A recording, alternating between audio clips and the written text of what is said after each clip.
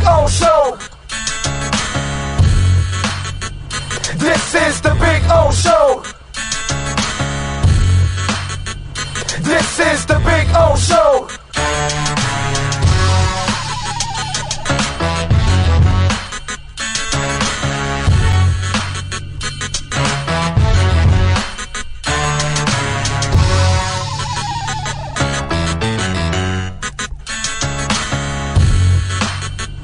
This is the Big O Show. This is the Big O Show.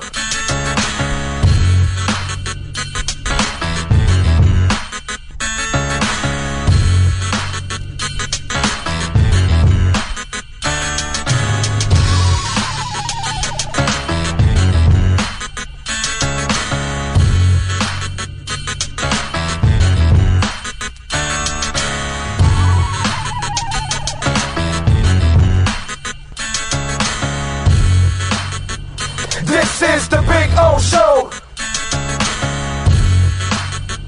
This is the Big O Show. This is the Big O Show. Welton Rayom has more than 62 years of litigation experience handling insurance disputes. They're committed to resolving even the toughest insurance claims quickly. Call them for a free consultation. 954-966-4646. At Welton Rayom, they don't get paid unless you win. Property damage claims to your home, business, or condo as a result of a hurricane. Welton Rayom can help. Water, mold, fire, smoke damage, Welton Rayom can help. Call 954-966-4646.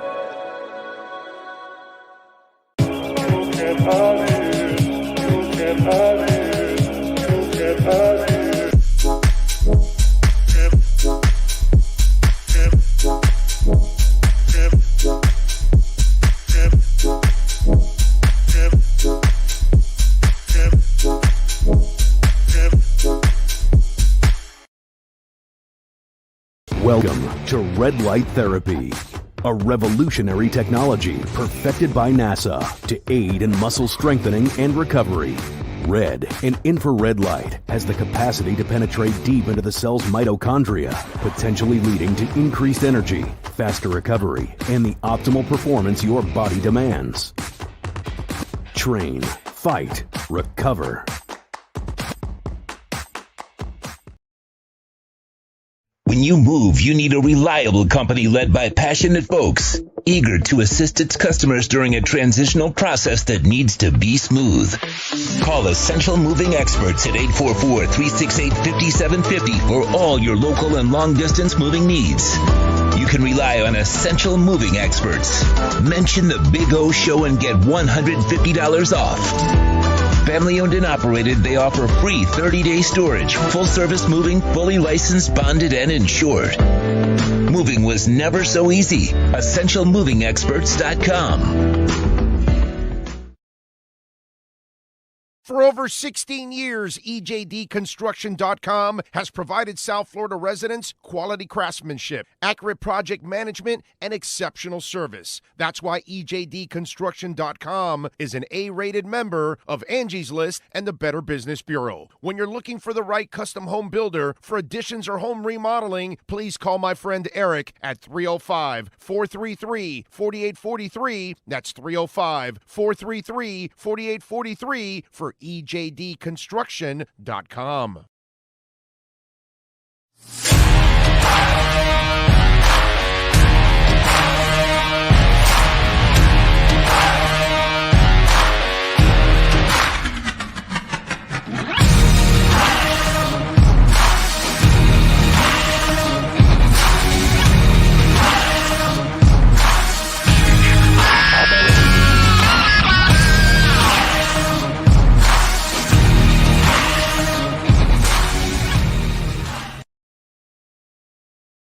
Sports Grill on Bird Road, Miami Lakes, and their newest location in Doral is now hiring. If you're looking to join a great company and South Florida institution, give them a ring or drop an email. Sports Grill is hiring all kinds of positions from hostess to servers, bartenders, or join the kitchen staff to craft some great food for their amazing customers. Please send your resume to m.cruz@sportsgrillmiami.com or call 305-219-5726. That's 305-219-5726. Sports Grill. Good food, good drink, good friends.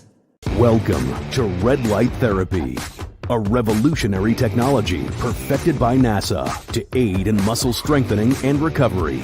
Red and infrared light has the capacity to penetrate deep into the cell's mitochondria, potentially leading to increased energy, faster recovery, and the optimal performance your body demands. Train, fight, recover.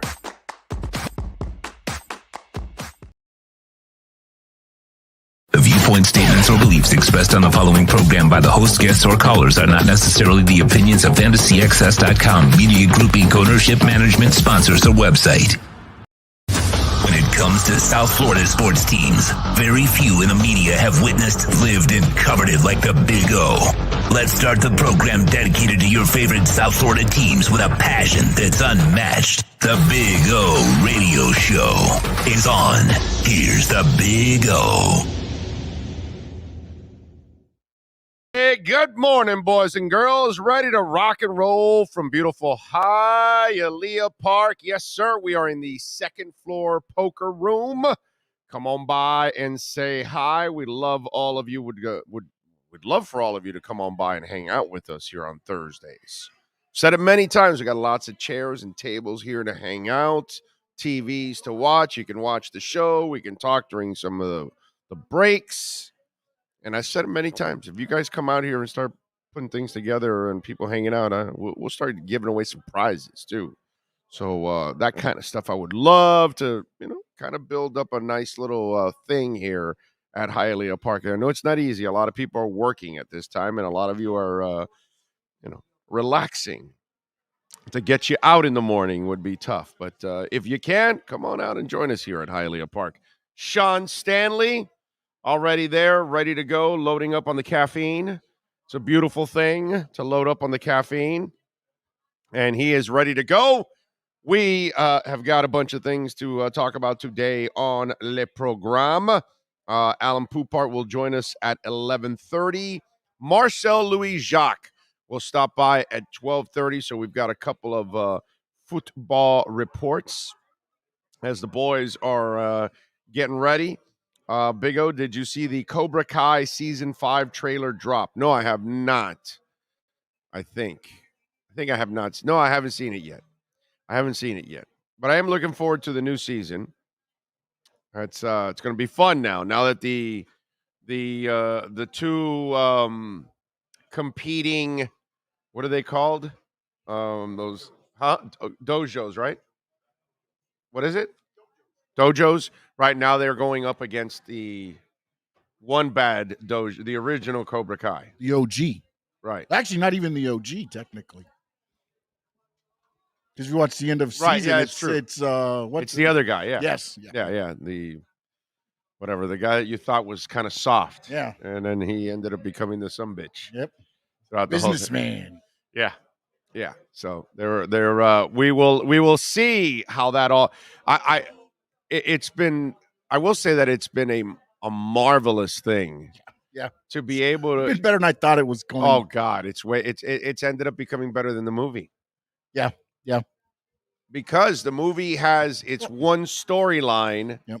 This has all kinds of stuff going on, and it just, I mean, nobody's ever really done this, that they went and got a movie and they made it a hit TV show like this. And the fact that they intertwine too, so that they bring a little bit of nostalgia back, just enough to add to the story. You know what I'm saying? Not to overtake anything, but to add a little bit extra to the storyline. Top Gun did the same thing.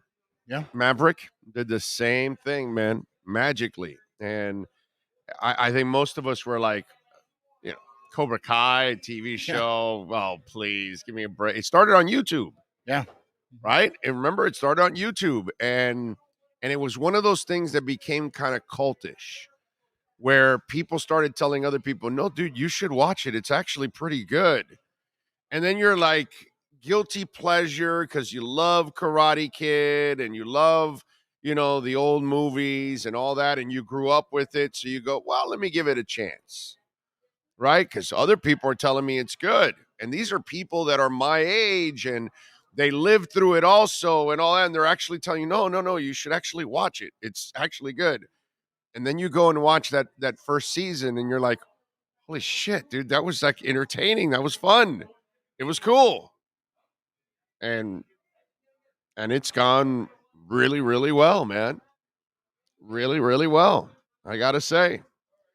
And you end up looking forward to it. I don't watch a lot of TV shows.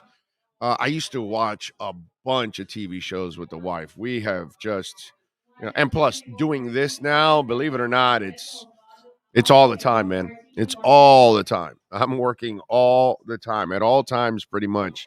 I'm working to put this thing together and continue to hopefully make it grow and all the things that we're trying to do. But it's I spend very little, and luckily it's like this show. Those of you that are live here with us, I love you and are so grateful. But again, most of our audience is on demand. And that's because that's how we live our lives. You know what I mean? We no longer work our lives around the 8:00 show. Oh no, we got to be in front of the television at 8:00. That's done now. Everything is there for you on demand, and you can go back to the app and listen to it and watch it whenever you want, like you do with our show. And that's why nowadays, man, I just don't have time to sit there and watch all kinds of TV shows until we get this thing completely leveled off, which will probably be in another 2 years. Then maybe you can. Then things will be in a better groove, I would hope. But Cobra Kai is definitely one of those that's on my must-see list, and and my wife too. She loves it also, so we end up watching that one together, and I'm looking forward to it. So yeah, I can't wait. And if you still haven't watched Cobra Kai, and you like the movies back in the day, I'm telling you, I mean, you should have gotten on already. I got on. I think it was at the beginning of the second season when it was about to roll in the second season, that the first season had been out and people kept telling me, no, dude, you should watch Cobra Kai. You should watch Cobra Kai. And then finally I watched it like right before the second season started, and I got hooked right there. So I'm looking forward to it. Chris Ike says, I just got off of work from here in Arizona. Good morning, Big O. Good morning, Chris. Damn. Working that overnight, man. That's a real work, dude. Ugh, those overnights, man. You are a tough man, Chris, because that is sleep all day after that, man. That you turn into a vampire with that kind of a schedule. Let's see. Campos is in. Nyborg. John Rouse in the house. He says, did you start to watch The Boys yet? No, man, I haven't had any time. I have not had any time to watch any shows, really, John. I don't right now. I'm not watching. Well, the fire alarm's going on right now. Anyway, well, we shall see if we have to rush out. We will. Yeah, the escalator's right there. It's an easy exit. Nobody's moving. Nobody's batting an eye. No way, bro. That guy's got two kings. You think he's moving? They're finished that hand. He's finishing that hand. That guy's got two kings. There's no way. They turned off the alarm. You see? They had to turn it off. The guy's got two kings. You can't ruin that hand. Not even fires here at Hialeah Park stop us from dealing. I'm joking. Relax. Take it easy. Anyway, so yeah, no, I haven't had any time to watch any. I watch very little, and now football season in and everything. Oh, are you kidding me? Yeah, no. And this platform may be lit up now in football season if everything goes well. It'll be 7 days a week. So yeah, we're in for a mission here in this football season. There's no doubt about it, but it'll be fun. I'm not, being able to work and being able to grow and as Sean today put out today, we crossed the $25 million. I wish we'd be retired here. Oh, at least we could do the show for fun, no pressure. You know what I mean? All right, be a lot better. 25 million, but 25 million downloads. The platform has crossed, which thank you all out there. 25 million downloads is no joke. Really, it's crazy. And we're approaching 14,000. We need to get this channel to 25,000 subscribers. I was thinking about that. That's the kind of number you want to get to, 25,000. All right. And we're working our way to 14 right now, but let's, man, if you haven't subscribed, please subscribe and share and all of that. And let's get it to 25. Nico says Cobra Kai is good, but we find it quite cheesy. I like it. I enjoy it, man. I mean, it's got good storylines and the acting's pretty damn good overall. I don't know. For me, at first I was afraid of cheesiness, and I think it's past cheesiness, and I think it's pretty good storylines. All right, considering all the other crap that's on television, yeah, this is pretty damn good. Let's see. I'm an 828er. Manifest. It's dumb, but great show. An 828er. I don't. Oh, Manifest. Oh, you're talking about the one. That's the one about the people that disappeared on the plane, and then they all came back a couple years later, and people were like, "Where were you? Huh? What are you talking about?" Right, or something like that. Like they didn't know they were gone for years or something. Is that how the story is? Yeah, something like that. Yeah. I have not watched it, but it does get a lot of buzz. I will say that. True Seeker is asking me, do you think Greer is forcing Eichenberg into the starting line? No. Not at all. Why would you think something like that? Chris Greer is not that dude, bro. Chris Greer is going to allow them to make their own decisions. He's not coaching the offensive line. Mike McDaniel and Frank and Applebaum, those guys are going to decide who starts. So that has nothing to do with Greer or anything like that. I mean, it's just that's silliness. Don't even think that. That has nothing to do with what's going on.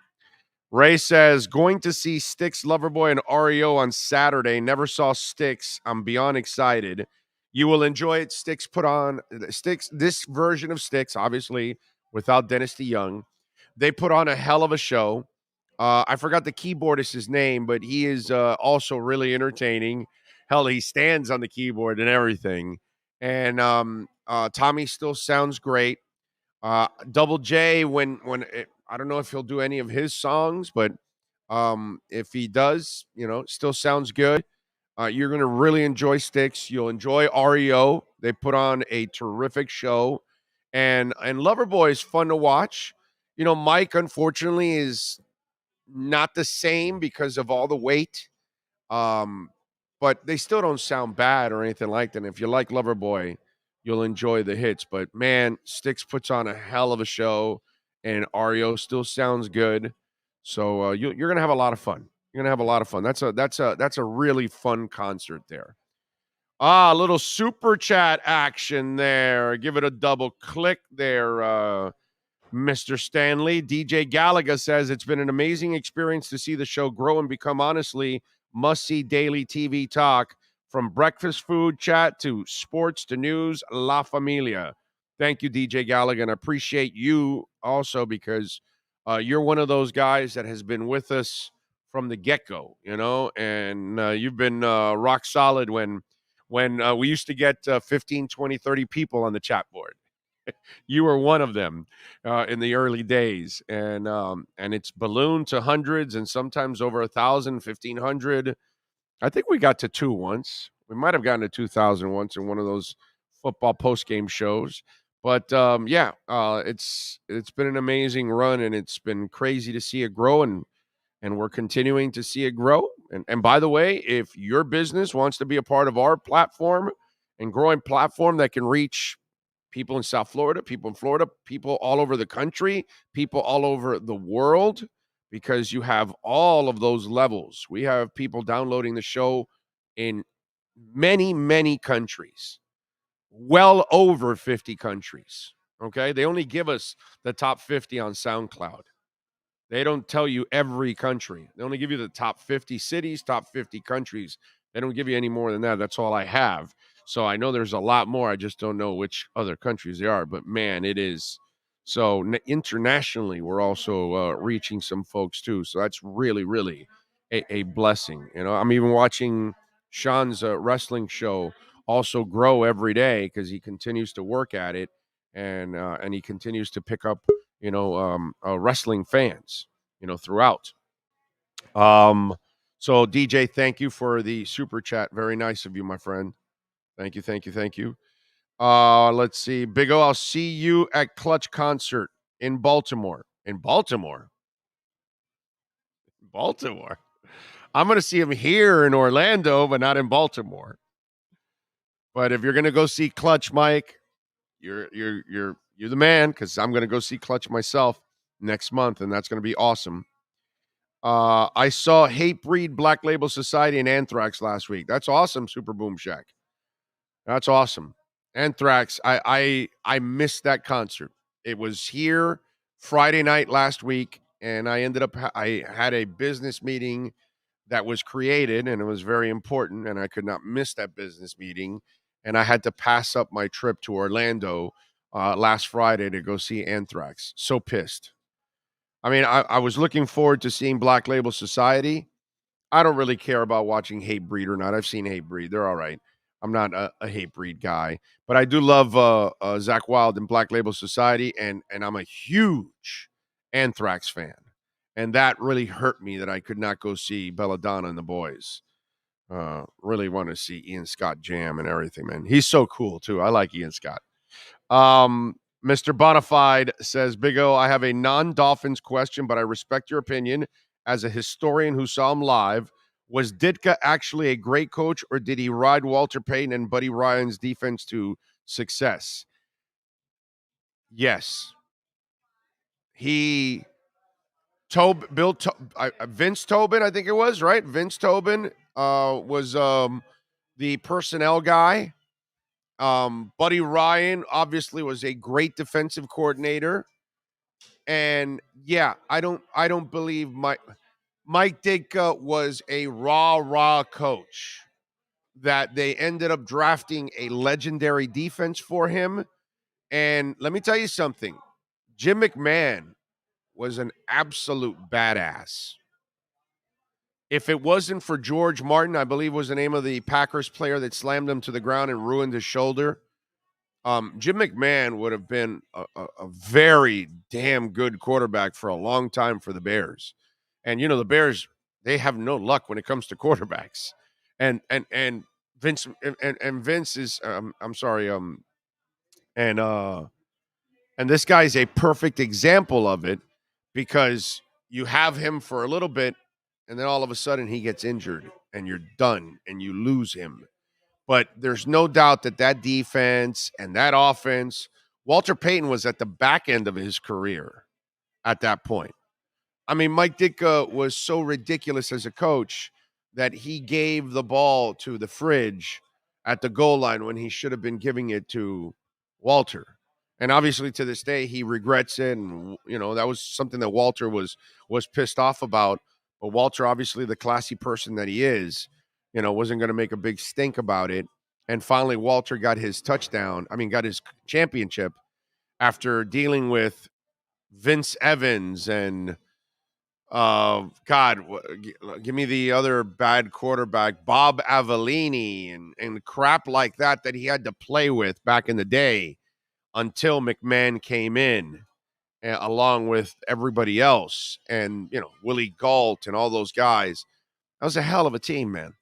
So if you ask me, is Mike Ditka a great football coach? Hell no. Not even close. Okay? And he also proved he was an idiot personnel guy by trading his whole draft and everything else for Ricky Williams. And his New Orleans existence proved that he was. Remember what I told you about Dan Campbell? Why I don't believe the rah-rah bullshit. Because eventually the rah-rah, the screaming, all that stuff, you gotta have, there has to be intelligence involved. There has to be a way that you give your players an advantage, a way you reach your players without it having to be so emotional every time. You know, McDaniel addressed that yesterday when he was talking about how if you just scream and scream and scream, it just becomes like the normal. And how many of you folks out there had the father or the mother that was just a screamer all the time? And then eventually you just tune it out. And that's what happens. And so you have to have some tact here.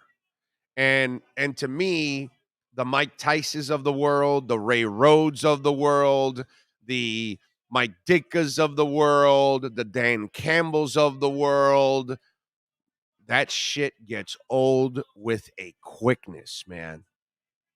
With an absolute quickness. And those coaches get exposed really fast.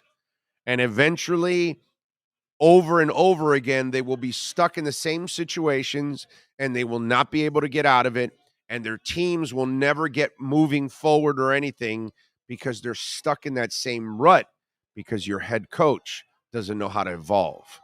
And if your head coach can't evolve, your team cannot evolve. And that's what happens to a lot of situations in the NFL. You know, I hate to say this, and I know he passed away, I thought Sperano was kind of the rah-rah guy too. And that only goes so far. There's just not a lot of substance with that rah-rah crap. You have to, intellectually, you have to beat people.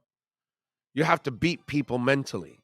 And you have to show your players that you're constantly putting them in a position to succeed. But if you're just going to be screaming and screaming all the time and screaming for this and screaming for that, and forget about it.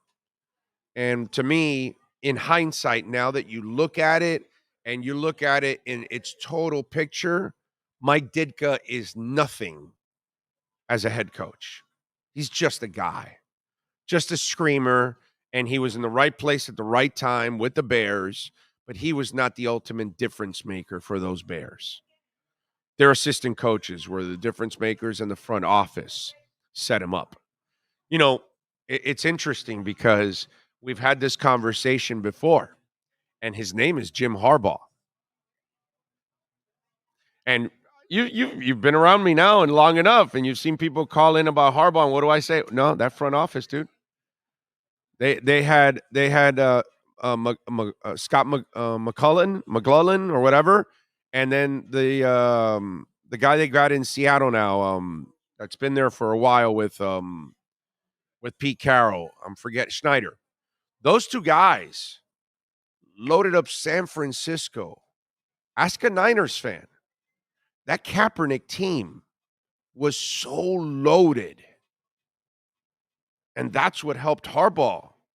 But the wheels started coming off because it gets to the rah-rah stuff.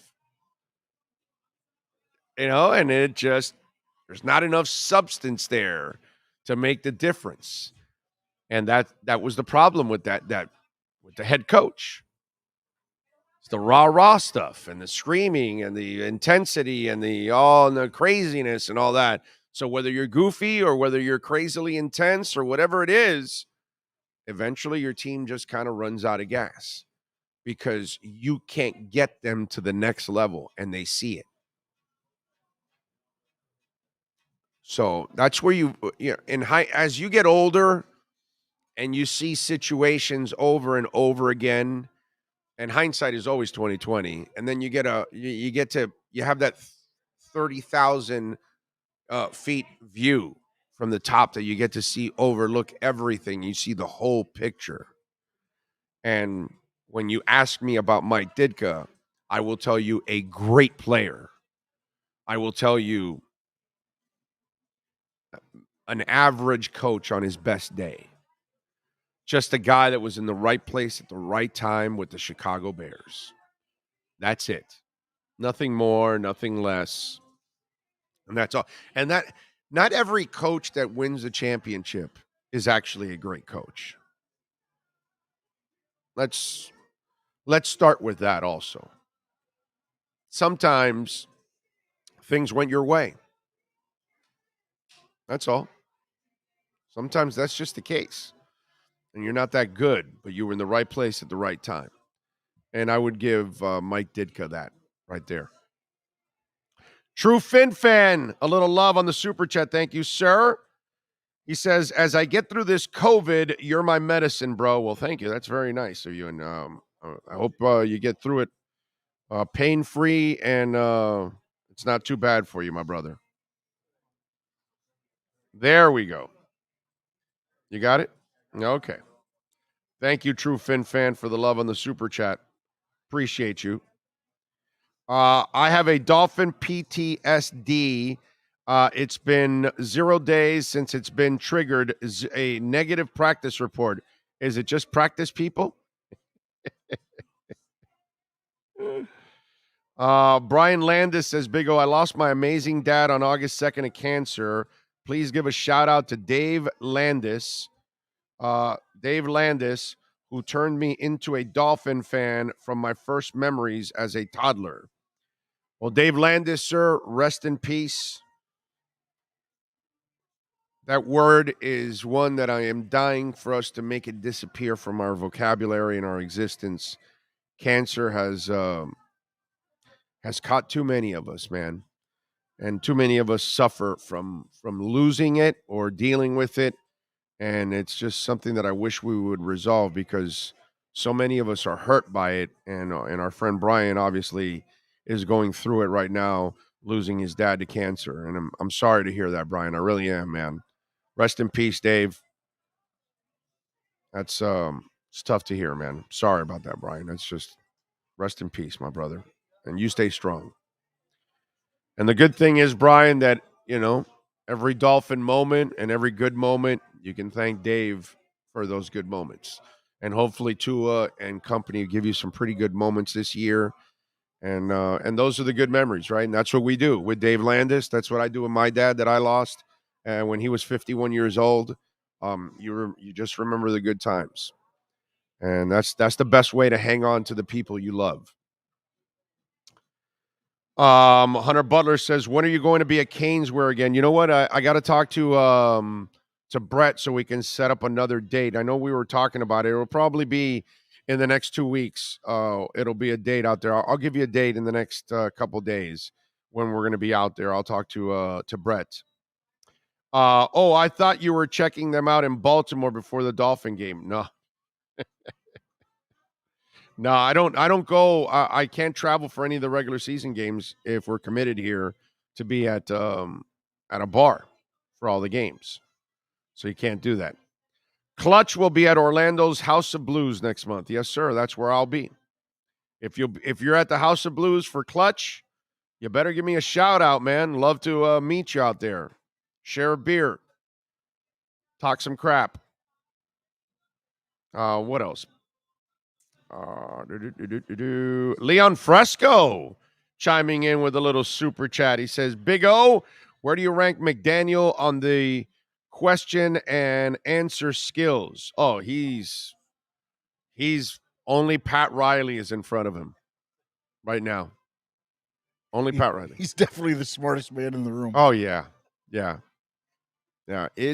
He's so smart that he knows how to disarm any kind of person that he's, talking to. And that's a gift when you're able to disarm somebody and make them feel comfortable and you kind of reach them. And that's something that let's have a little fun here. Let's talk a little bit about this, right? About reaching people. And Mike McDaniel talked a little bit about it. And You mentioned the Mike Ditka thing. I brought it to the Mike McDaniel thing yesterday that he was talking about screaming. Well, it's interesting because Channing Crowder has that podcast. What's that called? The Pivot. That's it. And so Najee Harris was on the Pivot. Now I'm also going to spin this to Tua. Okay? Because it's funny, right? Remember we talked about the double standard with Tua. Imagine if this was a Tua story. Okay? Just want you to imagine just a little bit if it was a Tua story. How the idiots would explode. Media or fans. Anyway, let me continue with Najee Harris. Let me continue with segueing from Mike Ditka, segueing from Mike McDaniel. So before the Steelers used their first-round pick in the 21 draft to land Najee Harris, he became a household name featured at the Alabama Crimson Tide. Well, unsurprisingly, ESPN's Adam Rittenberg recently ranked Saban as number one among his college football coaches for the upcoming season, but the legendary figure hasn't always displayed the warmest of personalities. Yep. That's right. Well, apparently, Najee Harris seemed to confirm a take from a former coach in the latest edition of the Pivot podcast, hosted by Ryan Clark, Channing Crowder, and Fred Taylor. They do a good job with that one, man. That Channing's talents are used properly there, I know they have fun on the Hawk show and all that, but that's like it's not a sports show. So it's, it's just a buffoonery show. So here's Najee. Again, imagine if this was a Tua story, how it would be spun. Me and Saban, man, we didn't get along at first, he explained. We had a couple of arguments at first because he just didn't understand what type of dude I was. I don't know how many Cali dudes he had. I'm not the type of dude to sit back and just let somebody talk to me, I guess in a way, and expect me not to say something. I can take coaching, but it's just a certain type of line when you cross. Like, all right, bro, I'm a man. You ain't going to talk to me like that. Coach me. Don't think you're more than just a coach to me. Don't try to belittle me. I feel like I was belittled. And he continued. We bumped heads a lot.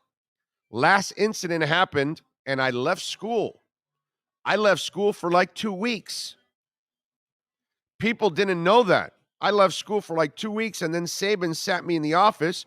We exchanged words, and from that point on, he took me out to his day took me out for the day to understand who I really am.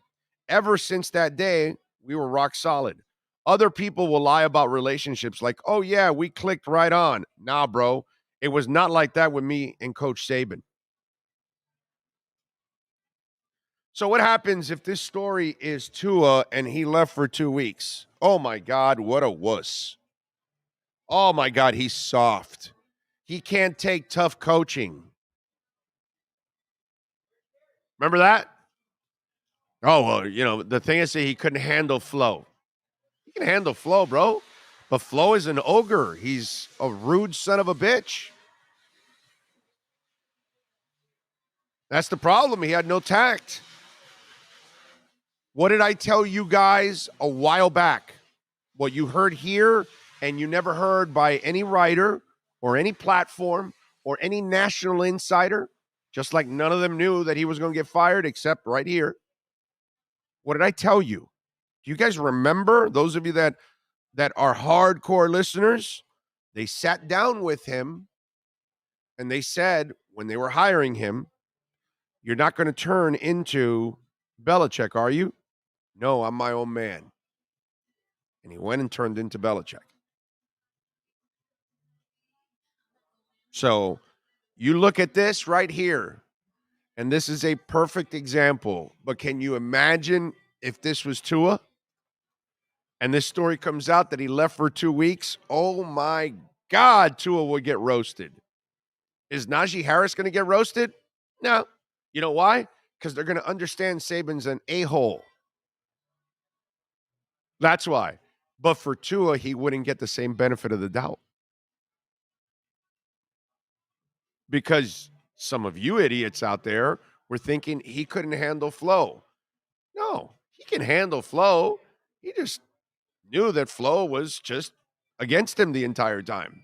So when you know somebody doesn't want you, doesn't want to coach you, how the hell are you going to play for somebody like that? How are you going to back somebody like that?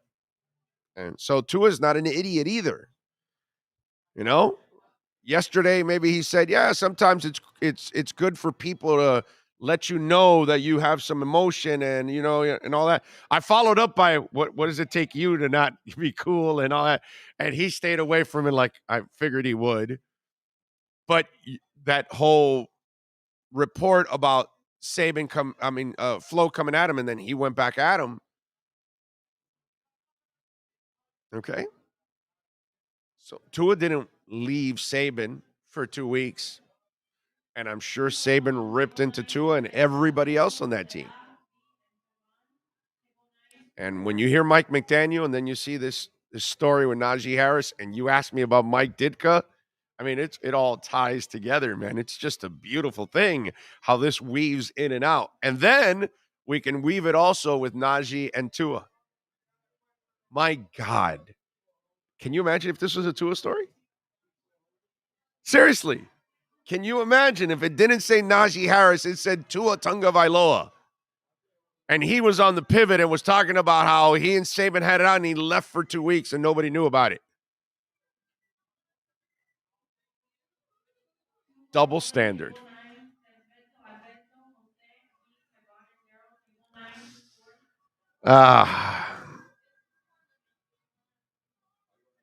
Let's see. Big O, a little disappointed with the McDaniel Q&A. Thought you were going to provide some comedy on McD versus Flo. I mean, you know, yeah, I'm not a comedian. Once in a while, maybe I'll say something funny, but I'm not trying to be a comedian. But it's not even. It's completely different. Yeah. Flo would shut everything down. Right.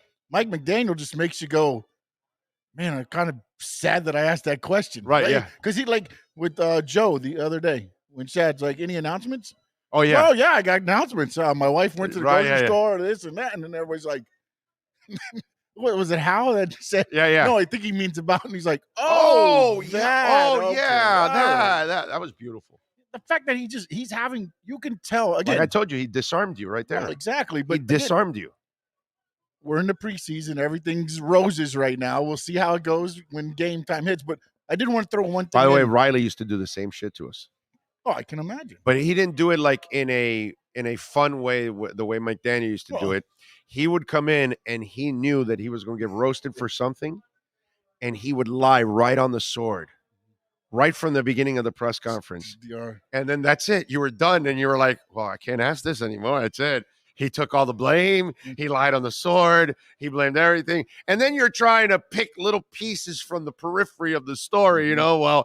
Well, did he have an option or, whatever or something? No, it's my fault. You can, yeah. And Riley would disarm you like right away, dude. So smart.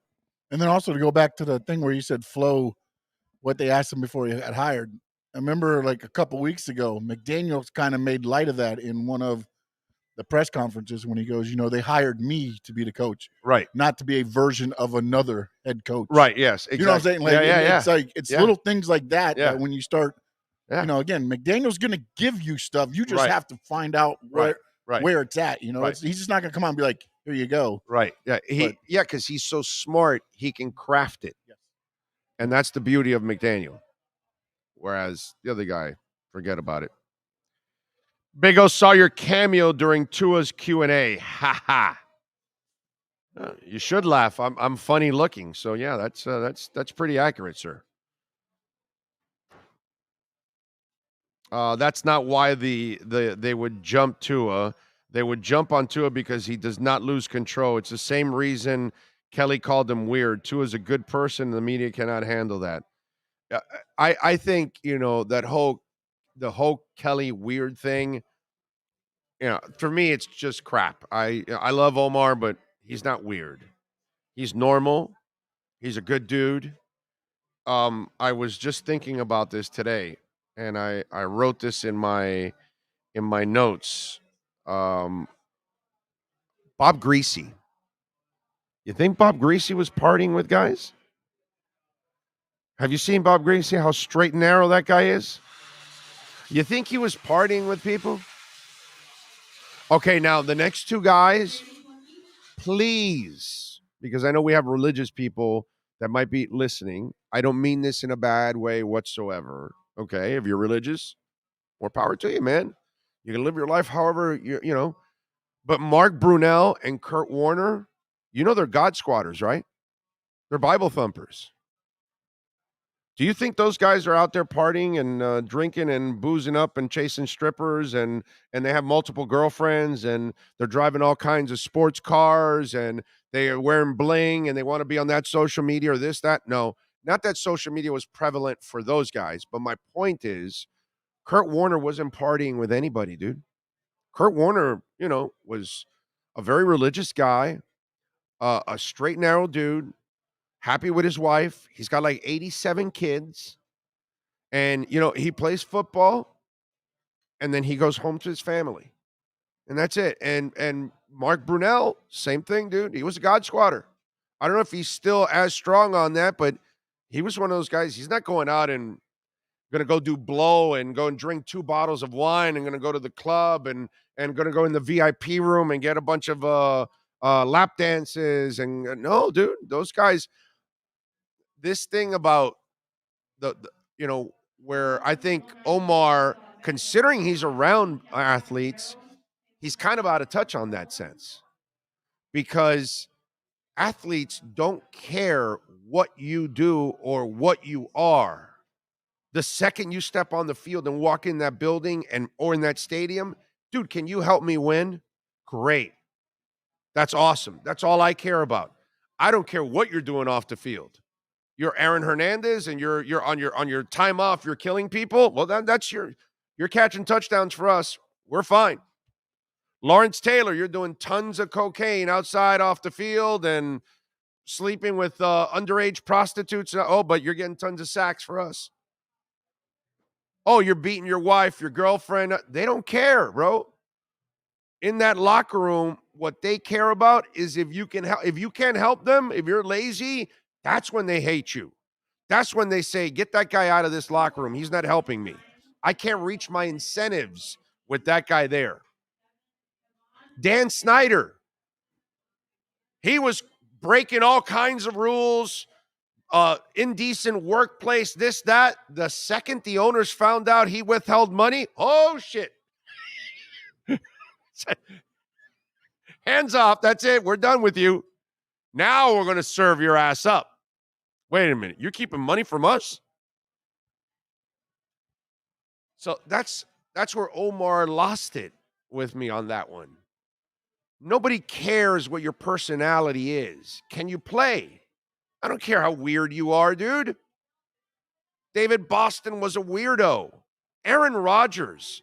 Are people really hanging out with Aaron Rodgers on that team? No. But he can ball. Russell Wilson, straight as a pin, dude. That guy's not going to strip clubs with you.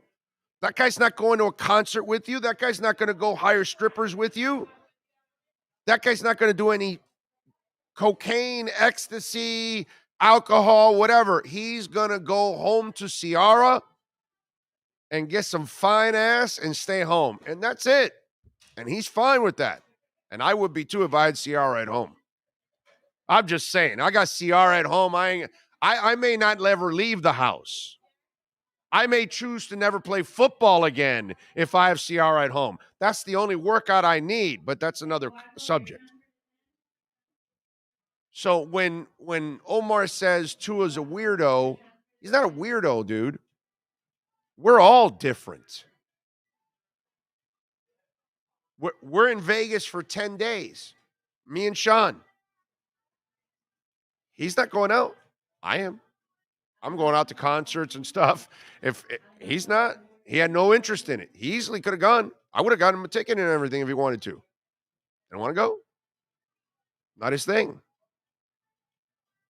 We're all different, man. But that's why, to me, when Omar said that, it was, to me, I just can't agree with it at all.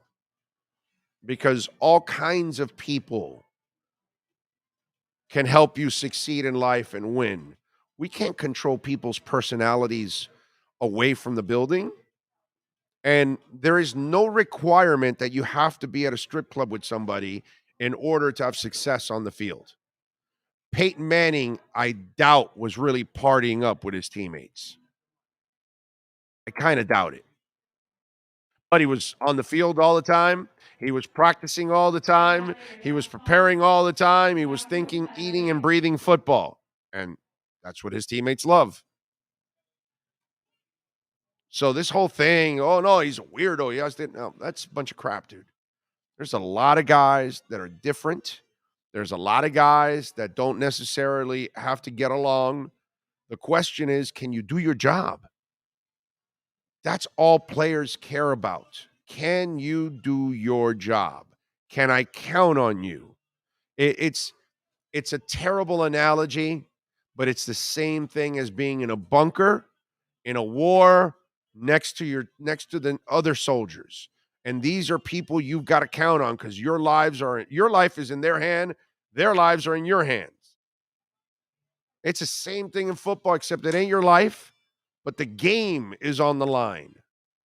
And your job, your responsibility, you owe it to that teammate. And he owes you the same effort. Because without the same 11 guys going in the same direction, you all know how football works. One or two guys don't do their assignment, and it blows everything up. It really is the ultimate team game. That's why they hold you to that standard. The standard that you can hold one of the 11 responsibilities on the field. You do that, and you are golden in that locker room no matter what, dude. Because time and time again, guys screw up off the field, and they forgive them, and they forgive them, and they forgive them. And why do they forgive them? Because the guy can do his job on the field. That's why. And that's all they ever care about. I mean, that's what the NFL is all about. They've got a bunch of guys that they make 5, 7, 8, 10 times they make mistakes. And Pac-Man Jones was arrested 9 times while in the NFL.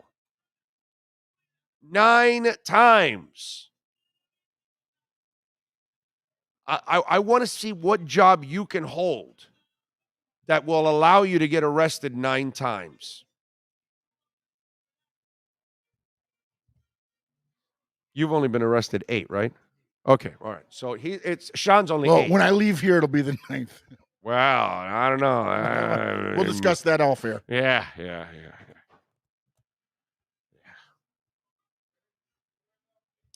Yeah, don't go to 9, bro. 9 is just... That's why I don't go out when I'm in Vegas. Yeah. Chad says, I will go out and tear up the town with O. Let's go, Chad. We'll rock. Yeah, if you go on the road with us, I'm sure you'll be going to the concerts with me for sure. For sure. If it's food, that's when we take Sean. Sean's all set for the restaurants. Pepe says, terrible analogy. That's right. It is. Flomar, Kelly being hating so hard, he became the biggest weirdo. Big O, do you think Tua would have had the same level of bashing from the media if Tua had when the Chargers instead of Herbert? Win? You mean if Herbert wins instead of I think he's saying if Tua was drafted by the Chargers instead of the Dolphins, would he have this much bashing? If he went, I think we're supposed to say if he went to the Chargers. I'm going to piss a lot of people off now. Are you ready? Chargers would have been in the playoffs last year with Tua. So it is what it is. Whatever. What can I tell you? I appreciate you standing up for Tua in that interview. Ridiculous statements from Omar. Well, it's not a ridiculous statement. I think it's just a misread on Omar's part. I disagree with it completely. I think it's crap. But because there's a lot of, I can name so many quarterbacks that they're not partying and hanging out and doing stuff with their teammates. They're kind of straight and narrow. They can just get the job done, dude. That's all they ever care about. If you're around these people enough, you'll see it. They just want you to do your job. Period. Let's see. Omar ran out of things to bash Tua, so he desperately resorted to him being weird. Shaking my head. Big O, does Tua get a C on his jersey this year? Oh, yeah. There's no doubt in my mind that he's going to be the captain this year. Anyway, Tua versus Herbert is still in the top of the third inning. Game isn't over. Long way to go before the final judgment. The jury's still out. Amen. Andy Jackson is 1,000% right. Yep. Yes, I do think Tua would have had them in the playoffs. Yeah. I mean, Tua and the Dolphins won the same amount of games as Herbert with a lot less talent. So, they had the better running game. They had the better coaching staff. They even had the better line. They had the better receivers. I think the only edge Miami has is Gesicki, right? Their tight end isn't better. That's it. Gesicki's the only edge. Everything else, they had a better QB coach. They had a better offensive line coach. They had a better offensive line. They had a better offensive coordinator. They have better talent. So put it this way. If the Dolphins, here you go for the guy that's for Mo. If the Dolphins make the playoffs this year, then I'm right. Pretty simple, right? Because they gave Tua more talent this year. He should have a better line. He should have a better coaching staff. What they have in the Chargers, they now gave it to Tua. So now I want to see what Tua does. And I think the Dolphins will be in the playoffs. So if the Dolphins get into the playoffs with this team, I believe Tua would have gotten the Chargers in last year because he would have won that Houston game that Herbert didn't. That would have been the difference.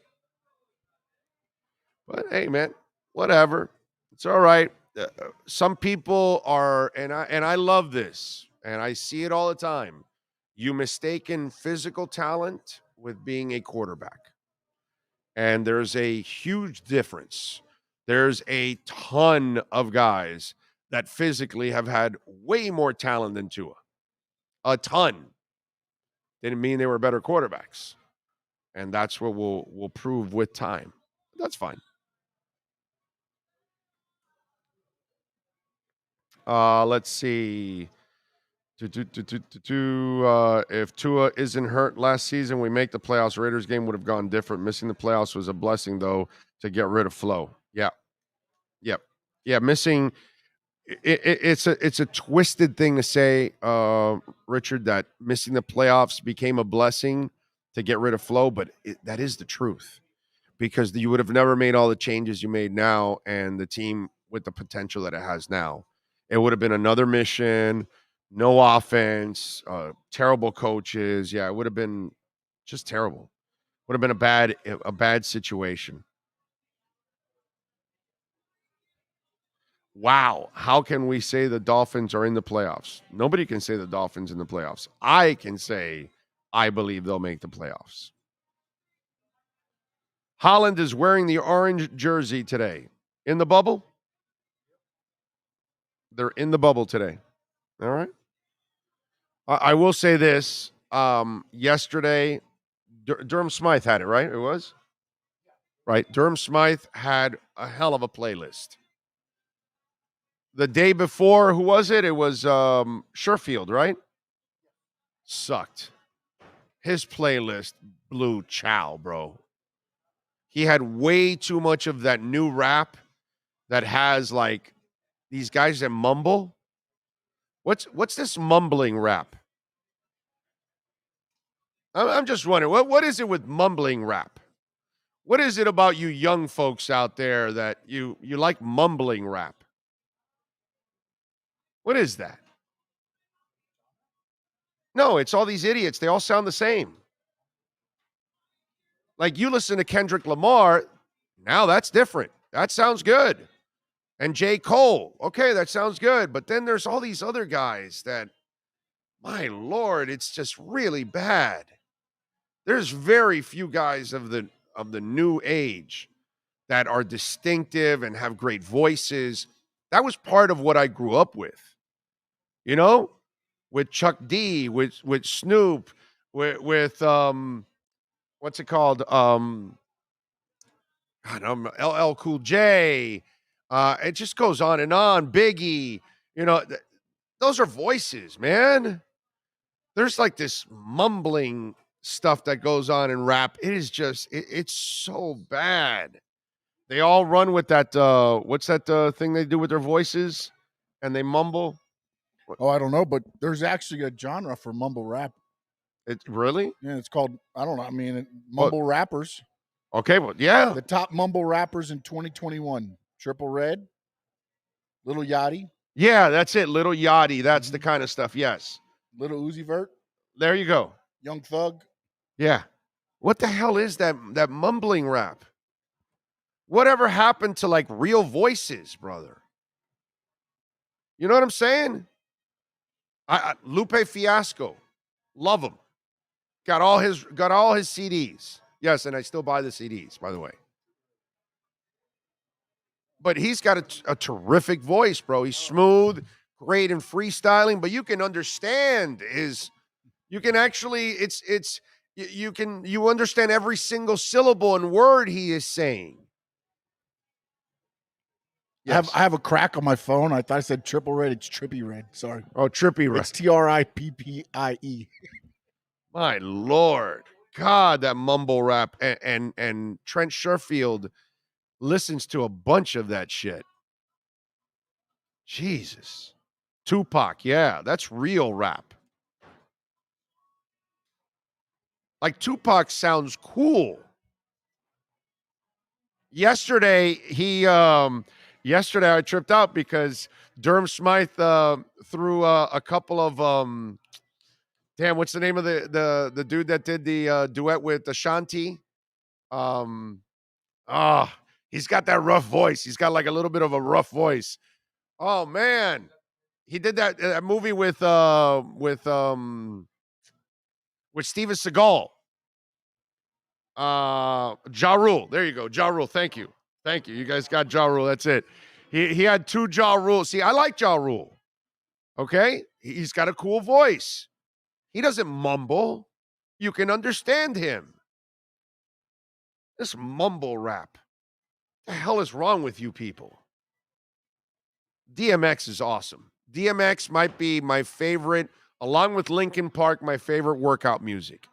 When I would go to the gym all the time, in my ears constantly would be DMX or Linkin Park. Love listening to, and by the way, Linkin Park first two albums. After that, it's downhill like a 90-degree angle. Okay? After those first two albums, they lost their sauce. The next album had one or two songs, and then the next one may have had one, and then after that was garbage. They completely lost it. Their first two albums were the bomb. Awesome. Yeah, Two Live Crew was fun. Run DMC, obviously. I have no idea what City Girls are, bro.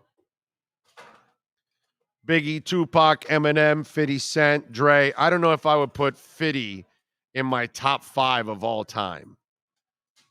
I'm sorry. I can't put 50 in front of Chuck D, bro. There's no effing way. And I'm not putting 50 in front of LL Cool J, dude. Who is, come on, man.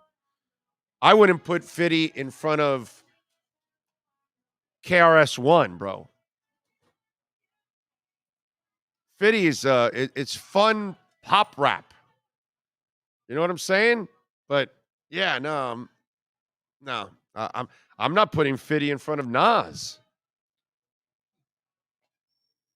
Like that's an insult to Nas in my eyes.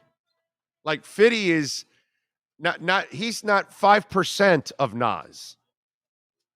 So that's where DJ Gallagher, you and I would completely disagree on that. Fitty is fun rap, but he's not anywhere in my probably top 20. You know that? Yeah, I can probably think of a lot more rappers that I'd go enjoy and even groups that I'd enjoy. And I like Fitty, don't get me wrong. I've got a couple of his CDs. I enjoy his music, but I don't consider him at that level with some of those other guys. You and I disagree on that one. I love the rest of your list. Dre, Eminem, obviously, Tupac, Biggie. I mean, amazing. They're right up there. I put DMX also in front of Fitty. I love DMX. Yep. Big, big, big. Brian Looper says, you work out? No, not anymore. Not for a while. I need it. I need it badly. Breaking Benjamin, I do like. I've seen them in concert. I saw them at Rockville about 4 or 5 years ago, I want to say. They were good. I enjoyed them. Big I'm 28 and I can't stand that garbage at all. Yeah, no, that mumbling rap is so bad. I was sitting there 2 days ago with listening to Trent Sherfield's playlist, and I'm like, what music executive said, yeah, that's good. Let's sign that. Let's do that. I'm wondering, like, what the hell is going on with all of that? Terrible. MC Hammer. Samuel says Nas has to be in my in the top 5. He's definitely in my top 5 for sure. For sure. Good point on Chuck D and LL Cool J. I love those guys, DJ Gallagher. And I like Fitty, don't get me wrong. It's just I don't have him as high as you do. I like his music. It's fun music. Tribe Called Quest, Outkast. Wow. That's up there. I love Outkast. Outkast is so good, man. Beastie Boys. Beastie Boys are in my top 10. For sure, they're in my top 10. My Lord, yes. The thing that I love about the Beastie Boys also is that they were legit musicians. On top of all of that, they could play the instruments and everything. So that's one of the things that I loved about the Beastie Boys. Not only could they obviously use stuff from other bands and rip stuff off like everybody else does, but they could actually play their own instruments too at the same time. So that was cool. Yeah, Beastie Boys would definitely be there in that list. All right, 1 hour down. We got 2 more to go. Alan Poupart will join us here in hour number 2. We are coming to you live from beautiful Hialeah Park, baby.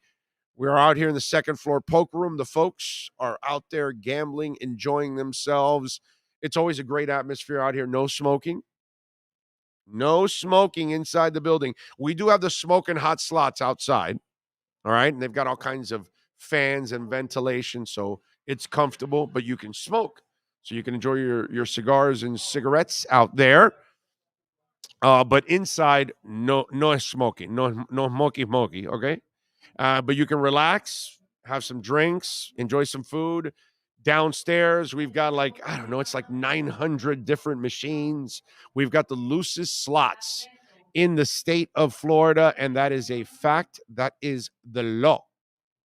All right? As Nino Brown would say, that's the law. And it's there, right there, loosest slots. So come on down, enjoy yourselves. You're at Hialeah Park Casino. Hour number 2 is next.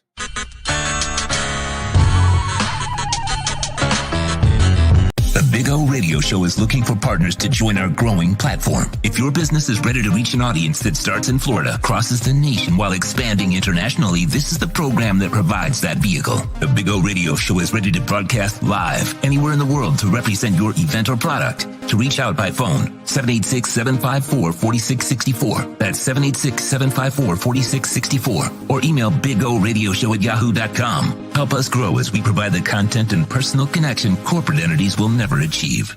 If you're a Miami sports fan, then there's only one store to go to, and that's Caneswear at Miami Fanwear in Davie. They're your one-stop shop for all your inner Miami CF, Canes, Dolphins, Panthers, and Marlins merchandise. They have hats, t-shirts, game day jerseys, and so much more. Located at 2511 South University Drive in Davie, and open 24/7 online at caneswear.com or innermiamiwear.com. Call them at 954-835-5597. Caneswear, the spot where inner Miami and all Miami sports fans shop. Welcome to Red Light Therapy, a revolutionary technology perfected by NASA to aid in muscle strengthening and recovery. Red and infrared light has the capacity to penetrate deep into the cell's mitochondria, potentially leading to increased energy, faster recovery, and the optimal performance your body demands. Evolve your training and step into the new era of muscle recovery. Red Recover.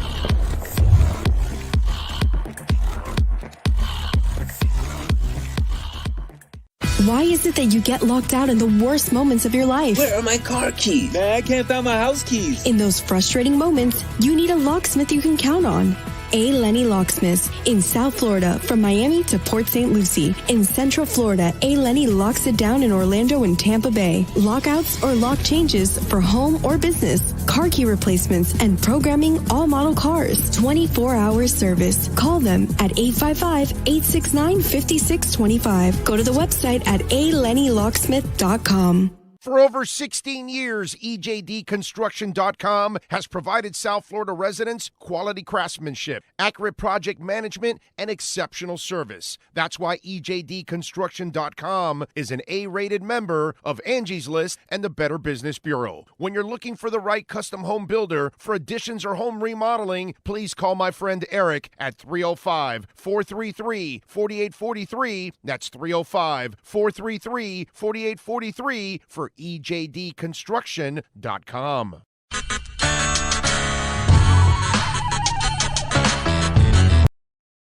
The viewpoint, statements, or beliefs expressed on the following program by the host, guests, or callers are not necessarily the opinions of FantasyXS.com, Media Group Inc. ownership, management, sponsors, or website. When it comes to South Florida sports teams, very few in the media have witnessed, lived, and covered it like the Big O. Let's start the program dedicated to your favorite South Florida teams with a passion that's unmatched. The Big O Radio Show is on. Here's the Big O.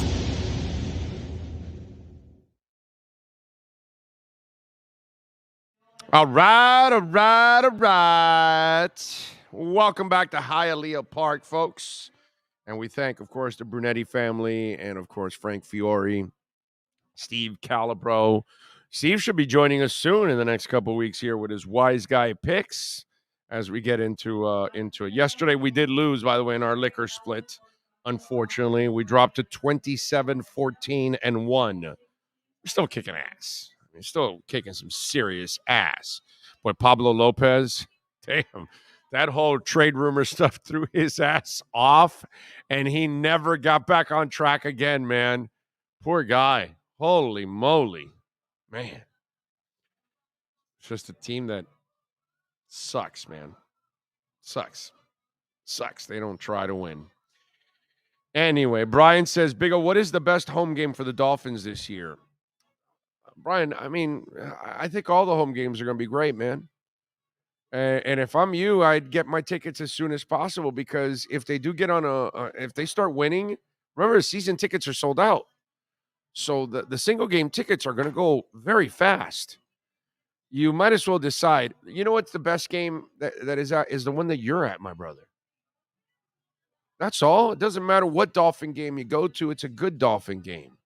Being at that stadium, hanging out with the fans, tailgating with the fans, experiencing everything. That it's a pleasure to go to that stadium now, the way Tom Garfinkel has restructured that whole place.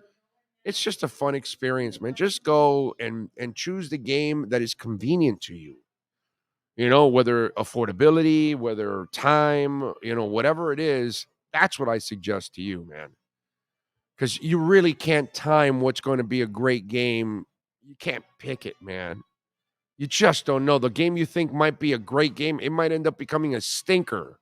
And they win, but it's like, a 7-4 win. Yeah, they gave up two safeties. You know what I'm saying? It's just, you just go and like, wow, this game was odd, So if I'm you, don't try to think you're going to time which is the perfect game. Okay? I mean, it's beautiful to be at the opener to watch them kick the Patriots' ass. Whatever. It doesn't matter to me. I go to any game you can afford to go to, or when timing's perfect for you. That's what I would decide. Because whatever Dolphin game you go to this year, it's going to be a pleasure, man. So just enjoy it. That's what I would tell you. Yes, sir. No, I was going to say Steelers primetime. Boo the crap out of Flores. Yeah, there Have you go. Fun with Flores. There you go. But you got deep there every game. Every game. Yeah. It's going to be fun, man. It's going to be a good season. Do they operate the little sky trolley thing during the games? Yes. Yeah. It's for parking, I think. Yeah. Is it? Oh, okay. Yeah, it's to get you across, I think. Yeah. Yeah, I think, because when you park farther, it brings you over. I think that's what it's about. Not the sky walk. No, the gondolas. Oh, they go all the way that way? That far? It goes to the other side of the park. So, yeah, I would imagine. Okay. So that way for people that may have issues walking. Huh? Should do a show from there. From the gondola, just going round and round? Just go round. I wonder if they could set us up with that. The internet connection might be a little off there, by the way. Might be a little off. We got a couple super chats here. First, we go with True Fin Fan 78. He says, my favorite part is you and poo part. Well, thank you, sir. Appreciate it. My favorite part is, True Fin Fan, that you're tuning in, that you're subscribing, that you're hitting the like button, and boy, you're sending in super chats. That's awesome. So I appreciate you. Thank you. On behalf of Sean and everybody else, man, the C-Man, everybody else that's on this channel. Frankie Fresco chiming in says, Big O, Kenny Omega is back, AEW. All right, we're talking root beer now again. What's going on with that? Is this a wrestling comment or something? Because you're laughing. Kenny Omega came back. He's been out since November. He made his return last night. Okay, we're gonna discuss it more tonight at 8 p.m. on the Squared Circle Digest. There we go, 8 p.m. tonight. Wrestling fans, you got to tune in. I tune in and I listen. Boom. Listen, when I say evening, don't start asking me questions. Okay? It's not my time. It's his time. I'm not answering any questions. I sit and watch. That's it. And people are like asking me questions. I'm like, yeah, they give up right away after that. When they see there's no answer, they kind of realize, but I'm there to support. I'm not there to do anything. I already did my job that day. See, like right now, I'm doing my job. His job is tonight when he does his show. So support my man Sean and listen tonight to the Square Circle Digest. And you're doing a great job, man. And C-Man also helping out there too. I like it. Good flow on the show. Do you think Edmonds will crack 900 yards on the ground and 400 receiving? Jesse, I'm not worried about any of that. Is that some kind of a bet or something? Is that some over and under or something? I just want them to be productive, brother. I don't know if it's Chase, if it's Mostert, if it's Sony Michel. It doesn't matter to me, my man. They're all going to be a part of the offense. I have no idea what the numbers are going to be. That's so hard to predict. He could be just under that and was very productive because he was part of a group of running backs that helped you out in many, many different ways. By the way, Essential Moving Experts, Sean Williams and the boys. Listen, if you need to move from within your city, or within your county, within the state, from state to state, across the country, Essential Moving Experts can help you out, folks. Call them 844-368-5750. That's 844-368-5750. And again, office relocation, they can handle that too. Moving was never so easy. They've got over 1,600 happy customers that have said, hey, they love essentialmovingexperts.com. Flat rates, no surprise charges, which I'm sure customers love that. You get too many of that going on in this business. You're not going to get it with Essential Moving Experts. And safe and efficient loading and unloading practices all the time. If you have any questions, go to support@movinghelpdesk.com so you can make an appointment, or if you have any questions, reach out to Sean. Tell him that Big O sent you. You get $150 off.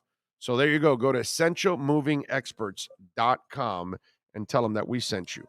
Damn, True Fin fan. He is chiming in with another super chat.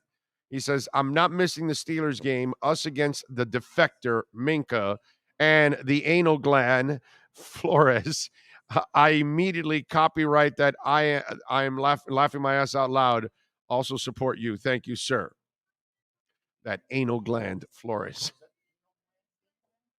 It's the anal gland game now. Yes. Yes. Yes.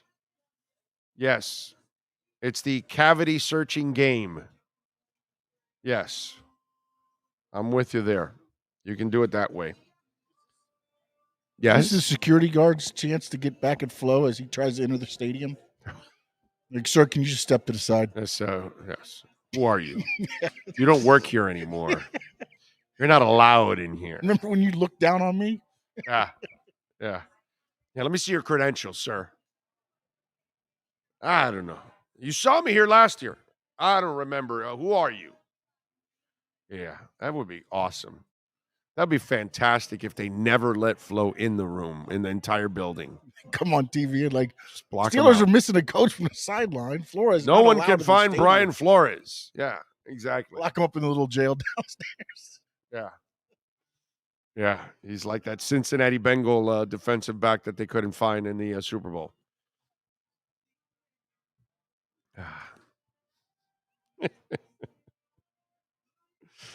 Yeah, Super Bowls aren't safe down here.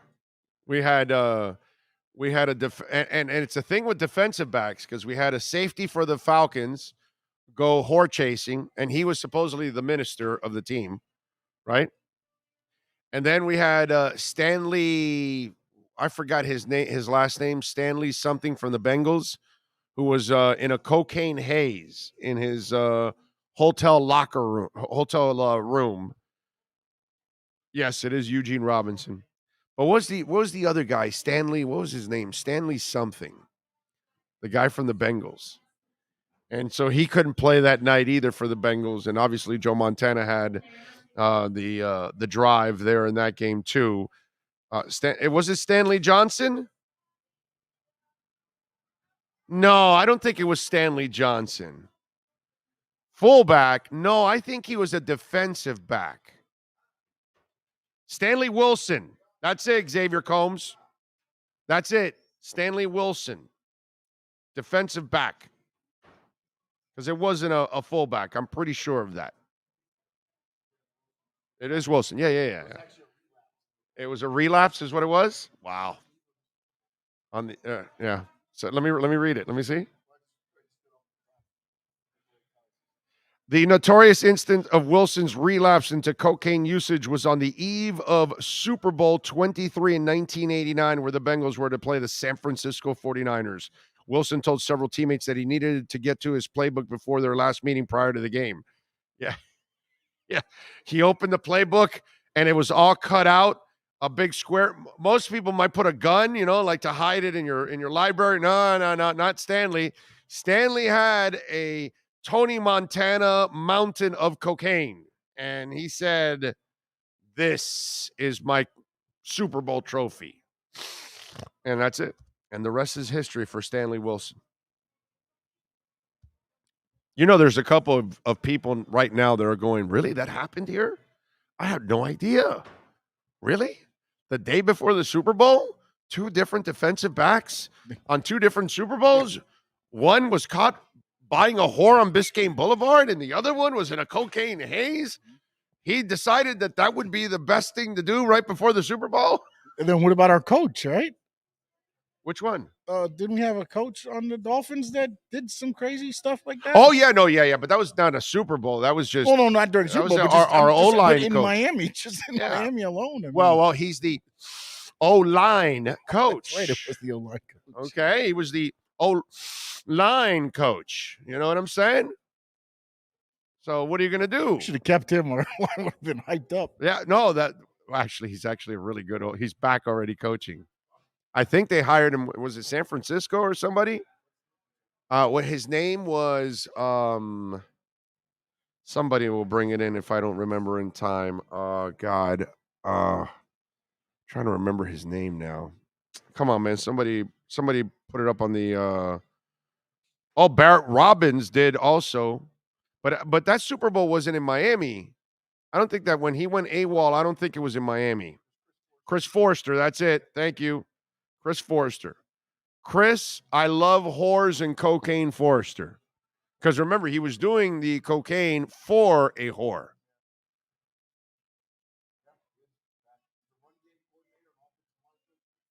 Right. See, run game coordinator, offensive line coordinator for the 49ers. Yep, Chris Forrester. He's still doing lines. They're just offensive lines, I think. I'm not sure. I don't know if they're still testing the coaches. You know what I'm saying? Like, I wonder if they joke with Chris Forrester to this day inside the building, not the players or anything like that, but I'm saying like fellow coaches. You know, I wonder. I don't know. Yep. Joel says he was the highest paid O-line coach at the time. Yeah, he was high. There's no doubt he was high. Yeah, he was highest paid. Yeah, no doubt. In fact, he was always the highest paid. He was getting paid and he was always high. So yeah, that's pretty much it. You got to love it. I mean, think about this. In sports, you got an offensive line coach doing cocaine, and then a guy named Dustin Johnson in golf had a cocaine problem, and his name is Dustin. I mean, these are things that you can't come up with. You can't write this stuff. It just writes itself. You know, these are things that they're there for all of us to see and snort. I'm sorry? What'd you say? Was Stephen Ross in charge when Forrester was here? Yes. He was. Oh, yeah. Yeah. Steve Ross was in charge. Of course. He was large and in charge. Yeah. That's right. Let's see. Miami Breakers 305 with a little love on the super chat. He says, bro, Finns, Hurricanes, Heat, Panthers, soccer. What a time to be a Miami sports fan. Yes, sir. Only the damn Marlins would actually do something. Miami Breaker, thank you, sir. Appreciate you, as always, for keeping it locked here and giving us a little love on this super chat. So we talked a little bit about the Najee Harris story that I thought that was kind of funny. Did you see that Hollywood Brown? So Hollywood Brown met the media, and he was answering also about his speeding charge, which was, hopefully it's no big deal because hopefully it's just a speeding charge. I mean, everybody gets it. As long as it's not a thing that becomes something with him, I don't think that's a big deal. But the interesting part about that interview when he was being interviewed by the meteors, all right, and when asked about the Baltimore Ravens after getting traded there, he says, it's about happiness. I want to feel I'm a part of something to win. At the Ravens, I just felt like sometimes they really didn't need me. Regardless if I was there or not, they were going to win games. I love the game too much. I want to be involved. And that's kind of an indirect shot of saying, yeah, you're a receiver. Why go to Baltimore? They don't have a quarterback that can throw you the ball. I mean, it's the only way they win. They can only win by running, and they'll throw to their tight ends. The receivers really don't get a lot of action in Baltimore, and that's because your quarterback is such a limited passer. And in that offense, you don't really need to. You know what was funny this offseason? Watching people that don't know football or don't understand what's going on in Baltimore.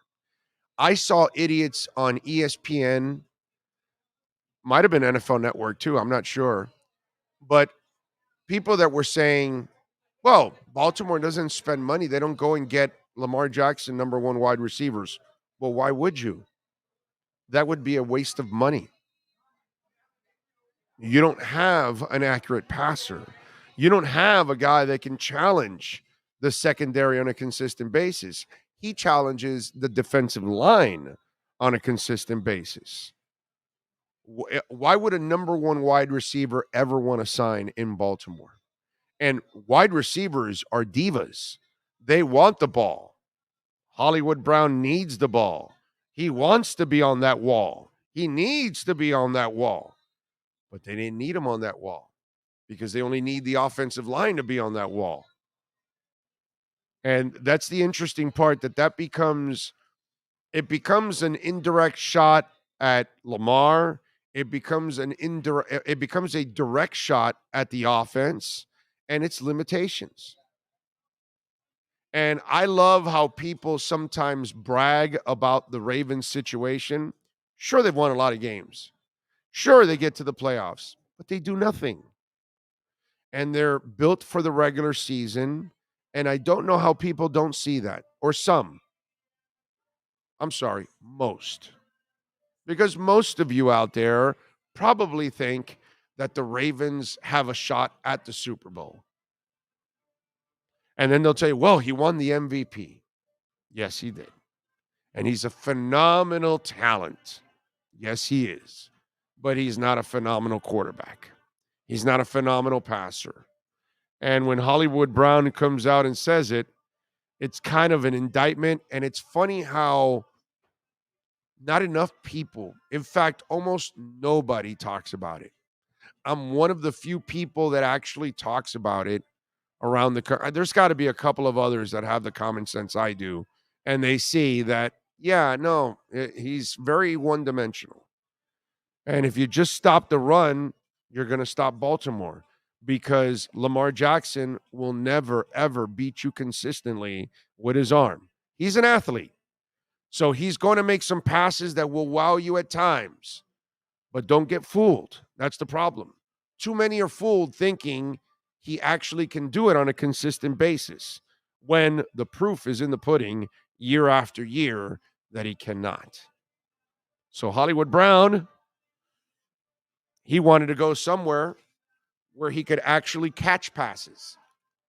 He wants to be a part of an offense. He doesn't want to keep running routes where he's just a decoy. And that's basically what you are, a decoy. Because rarely is the free safety going to say, oh, yeah, they're going that way. No, the free safety is going to continue to cheat a little forward to help out the strong safety and try to fill a gap and see if they can catch Lamar, because that's really the only way he in the running game is going to hurt you. So I thought that was interesting to see the comments of Hollywood Brown. If you want to get in, 855-912-1056. That's 855-912-1056. If you want to get in on the Welton Rayom text line, redrecover.com, folks.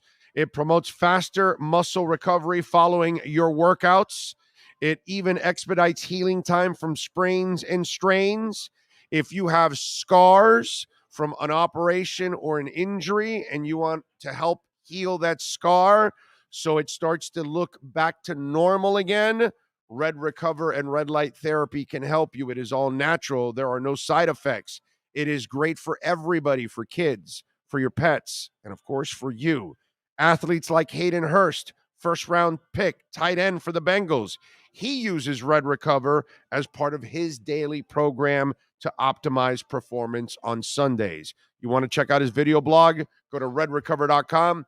Go check out all the other blogs so you can get more educated about red light therapy. And if you're dealing with discomfort, pain, soreness, an old injury, shoulder, neck, back, elbows, knees, ankles, we've got the wraps for you. We've also got it for the dogs.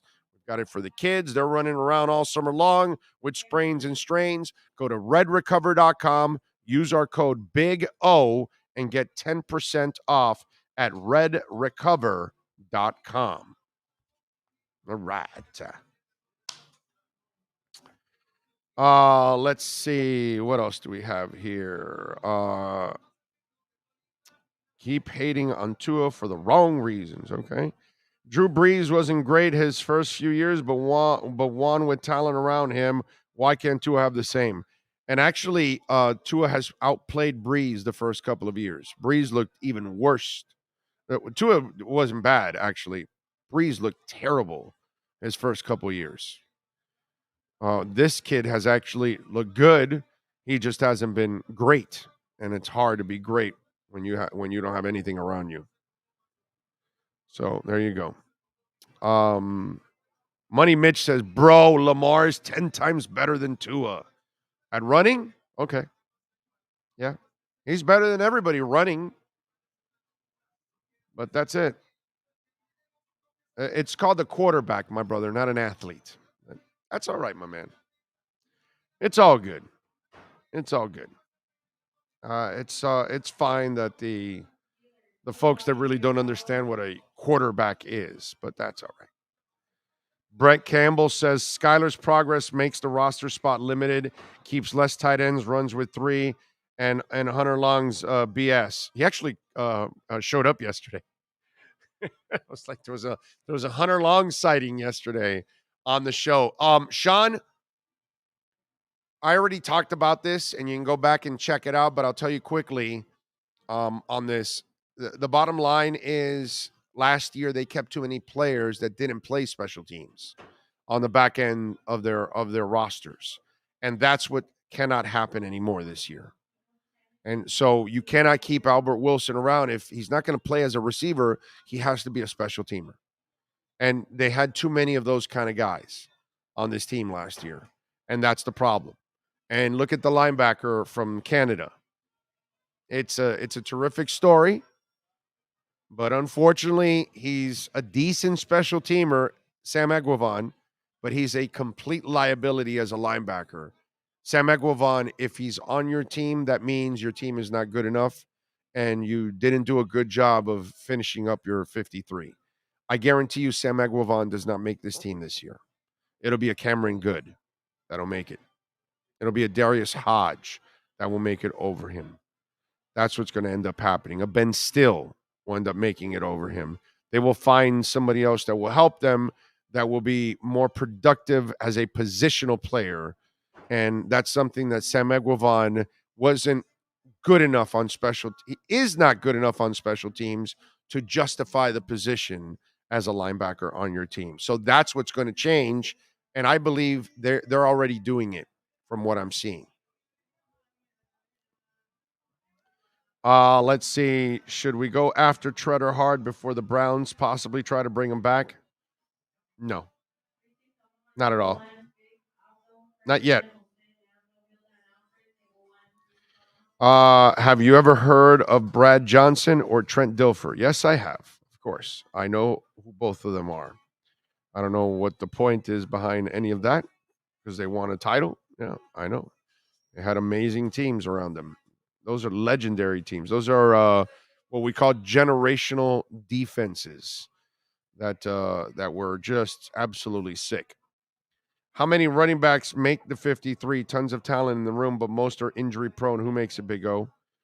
Oh, no, I think your top 3 make it. Mostert, Chase, and Sony Michel, and then you keep the fullback, Alec Ingold.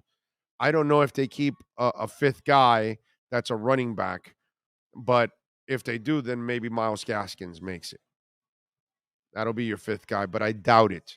I think it's going to be those 3 running backs, and then they'll put like a Zaquandre White or somebody like that. They'll hide somebody on the practice squad.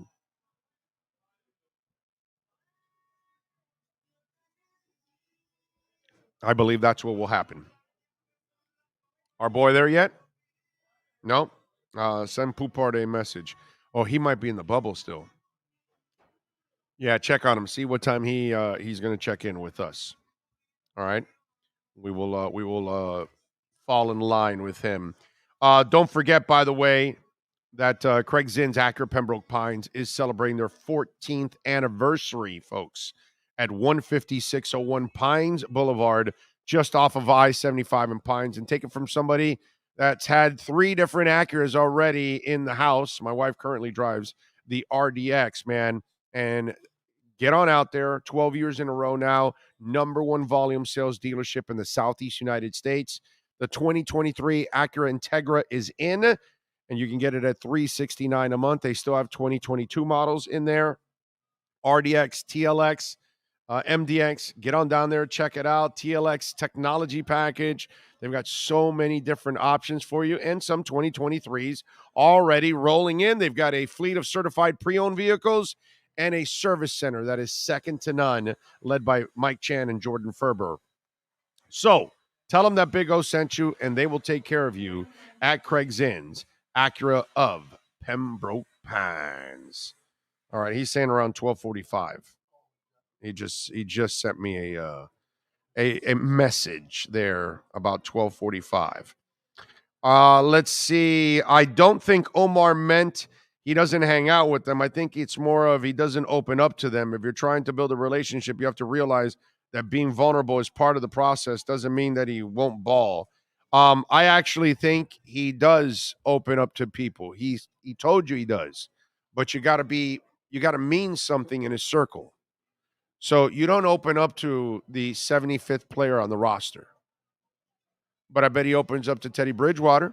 I bet he opens up to Tyreek Hill. I think that counts. I bet you he opens up with Waddle. Again, see, that's where this is silly. You think Tua's been hanging out with Waddle from Alabama till now, and you think those two don't talk? Come on, man.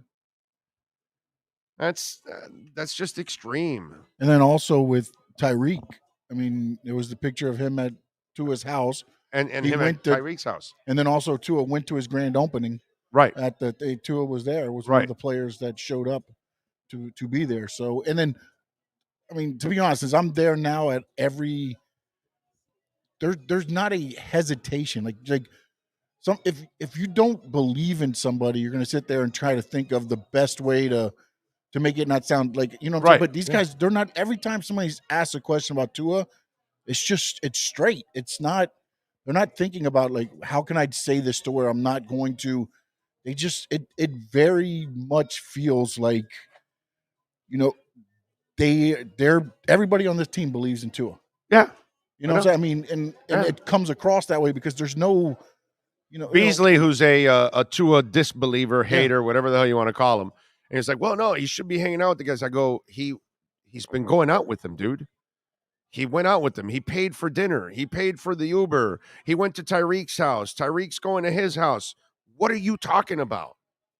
Isn't that what you're well, it's you're doing everything just to kind of back up your case. That's all it is. Not only that, but you're going to have, and there's no substance behind it. You have 53 guys. They're all not going to do the same thing. No, and you're not going to afford, like you just said with us, when we go, you like to go out to the concerts and stuff. I'm not that guy. You're not that guy. You know, so what does that, one of us is weird? No, not at all. I mean, it's your thing is your thing. My thing is my thing. You've got 53 guys. They're not all going to agree on the same thing. Yeah, when they travel out, are you going to get little groups of guys that maybe go to a restaurant for dinner or something like that? Yeah, but it's not just like, I just think it's going back to what teams used to be when it was that, like everybody was all the rah-rah jock guy and everybody did the same thing. That's not today's player. No. And I think he's been getting along with people and do it. That the thing is, it's I think it's happening in politics a little bit. You get entrenched in somewhere and you're so deep into it now that you can't get out. So now you're going to do whatever you have to do to try to justify your position, even if it's wrong. You know what I mean? And I think that that's what's going on with the whole Tua thing. It's just like, it's interesting. But that's, like I said, double standard. The Najee Harris story I told you about. Can you imagine if that story comes out and all you change in that story, the name Najee Harris to Tua Tagovailoa? You mean Tua left Saban for 2 weeks? Oh, my God. That would have been – that's it. All these people that are anti-Tua people, they would have been, oh, yeah, no, this guy's soft. You see, I knew it. Yeah, no wonder he and Flo didn't get along. Oh, you people say he could handle Saban. Well, guess what? I guess Tua could handle Saban a lot more than Najee Harris could.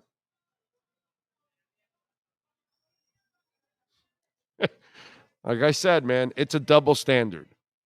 It just is. And the same thing when Omar says, oh, no, he's got to do this. Well, he is doing it, dude. He is going out with his teammates. He is hanging out with his teammates. He does joke around with them. He does actually talk to some of them. But he was clear about this the other day. He said, I open up to people who are in my circle. That's the difference. We're not in his circle. You're not in his circle. Omar's not in his circle. Nobody in the media is in his circle. Live with it. Deal with it. That's the way it is. You're not going to find out about him, and he doesn't want to tell you. Neither does Tim Tebow. Neither does Derek Jeter. Neither does Russell Wilson.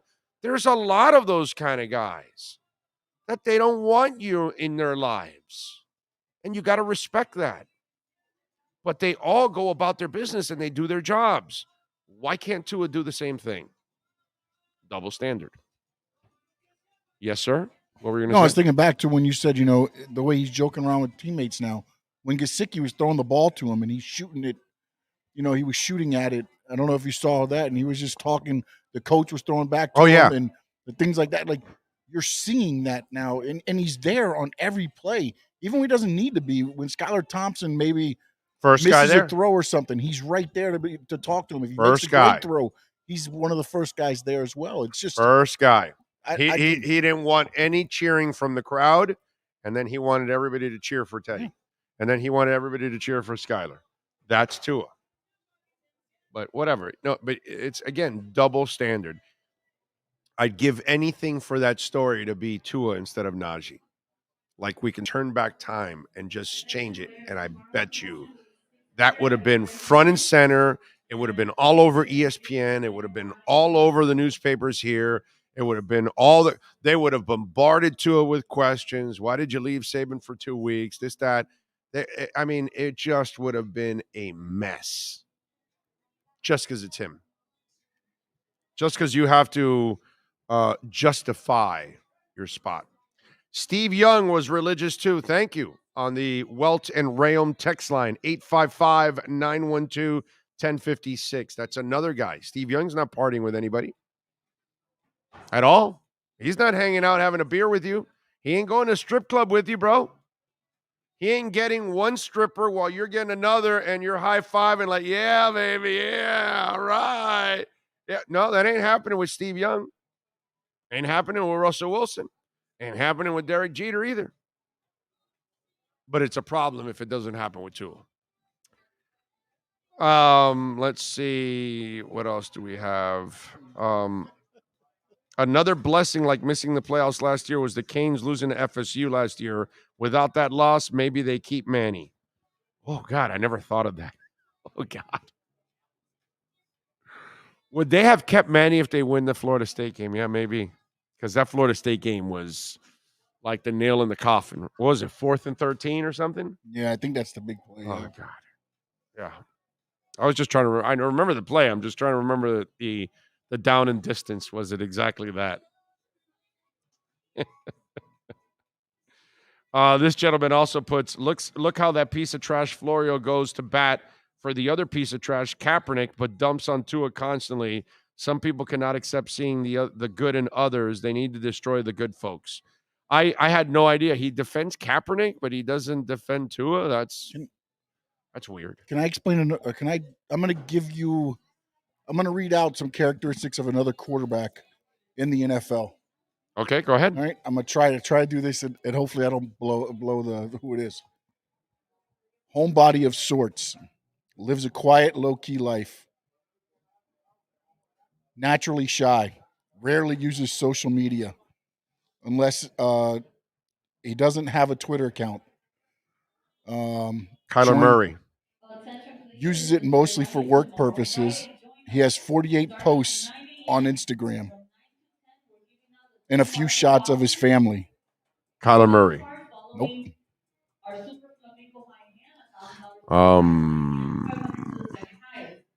Well, it's definitely not Aaron Rodgers because you put family. Derek Carr. Nope.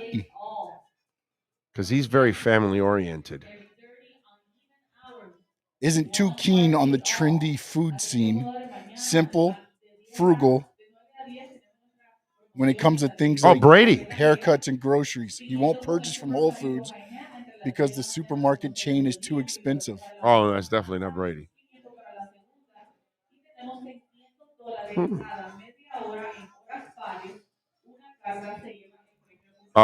Dak Prescott. Nope. God, I don't know. One more guess at that I'll tell you. Okay, one more guess. Pat Mahomes. Nope. I'm trying to go so obvious. Justin Herbert. Oh yeah, he is kind of shy. That's right. Yeah. No, that's Justin Herbert right there. Yeah. Yeah. So I went to looking for a story to find out, if he hangs out with teammates and everything else. Nothing, but that's the closest I can come to. Oh, when you look at it. So he's a weirdo. He's a weirdo also. too. Yeah. Oh, he's a weirdo. Oh, damn that Justin Herbert. Weirdo. Eddie Lepp put Herbert. Eric Bendenball put Herbert. Who else? And Justin Floyd put Herbert. Ah, there you see. Listeners are usually smarter than I am, anyways.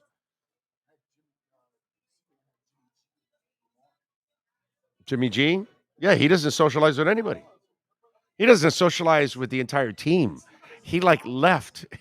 That I read you guys' story last but night. It's not as uncommon as everybody makes I know. No, that's the problem. The funny part about the Omar comment is, dude, you cover guys every day. Didn't you notice that some of them don't associate with people and they're on their own and they just go on? That doesn't mean they can't succeed. Lots of them have been successful. It's just a matter of being able to do your job. That's what makes you win the locker room. Is that you're the guy. You can be the happy-go-lucky guy, but if you suck, then you're kind of a joker in the locker room is what you are. What they take serious is that you can perform. That's what they take serious. Don't forget to smash the like button, folks. Appreciate it. Oh, you know what? I think I forgot to send this to you. Did I send you this the Screamin' A stuff? Yeah, I sent you that one. No, but I want to send you the Screamin' A stuff because this is just absolutely hilarious. So Screamin' A, let me see, is it here? Oh, well, it doesn't matter. I mean, we don't really need to hear him scream anyway. I mean, it's kind of annoying. Let me see. But it is kind of funny to hear. So, you know what we could do? Here we go. I found it. I'm going to send it to you now, Sean, and just pull up the audio so that way we don't obviously, get tagged or burned with it. And this is one of those things when it comes to Screamin' A that I never understand about ESPN or some of you out there. Look, Stephen A. Smith does a terrific job covering basketball. He's a character. He's loud and he's, attacks all kinds of people and does it in a funny way sometimes and, all that stuff. Okay. I get the caricature that he plays on television. I understand that. Okay. But one of the things that I've talked about overall, stay in your lane.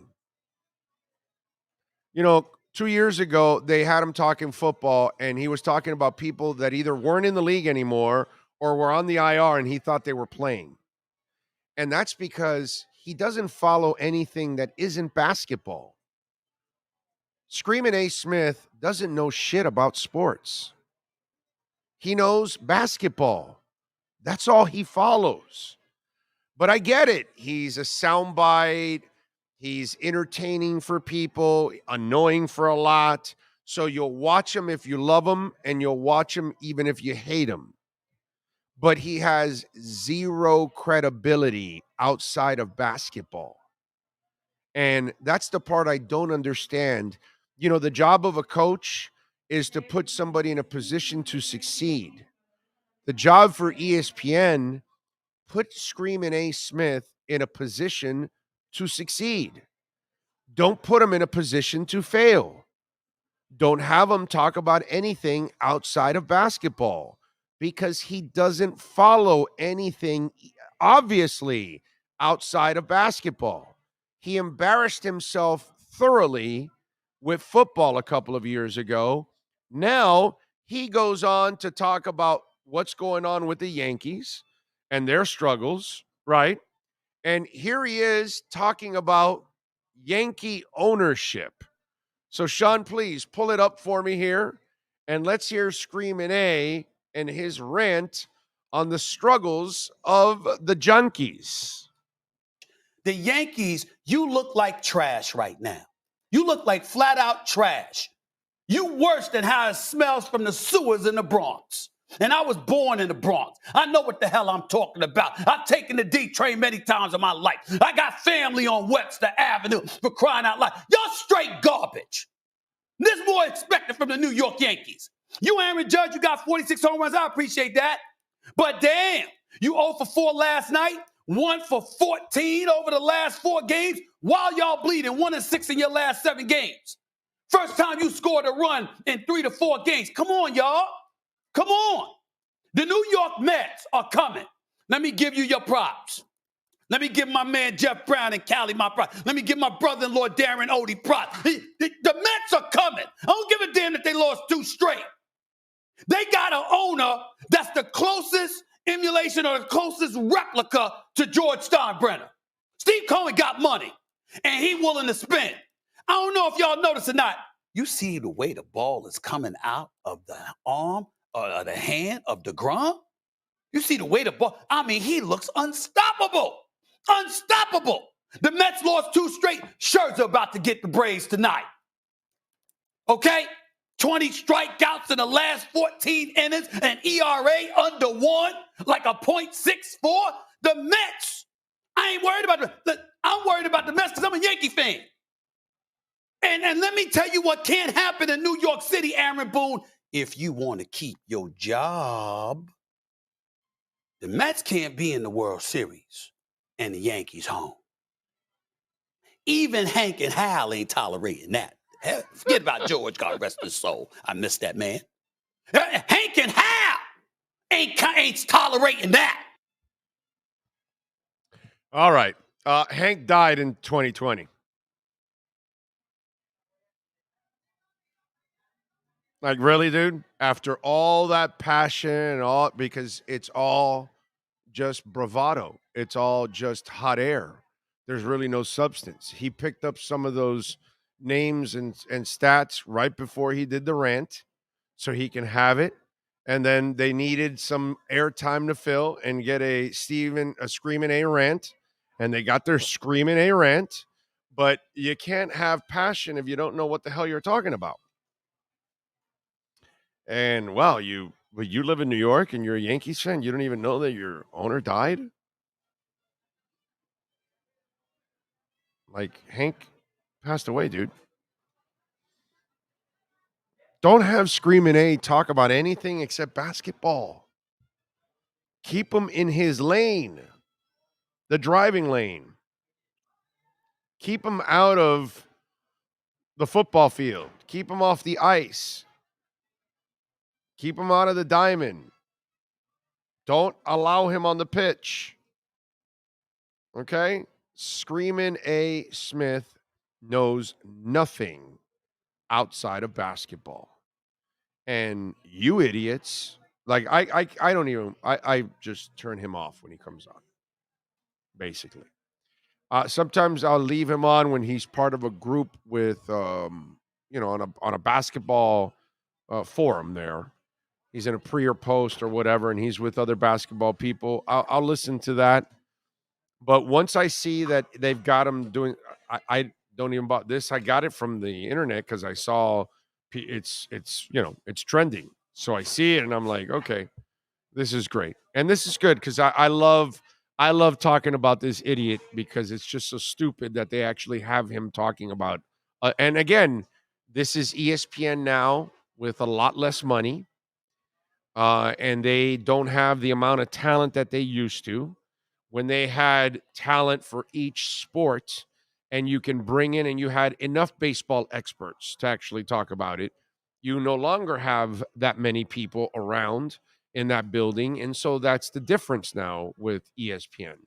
They're spending a lot less on their talent. So now you stretch others thin, like a Screamin' A, who knows nothing about anything outside of basketball. And there's your classic example of why Screamin' A Smith has no business on any subject outside of basketball.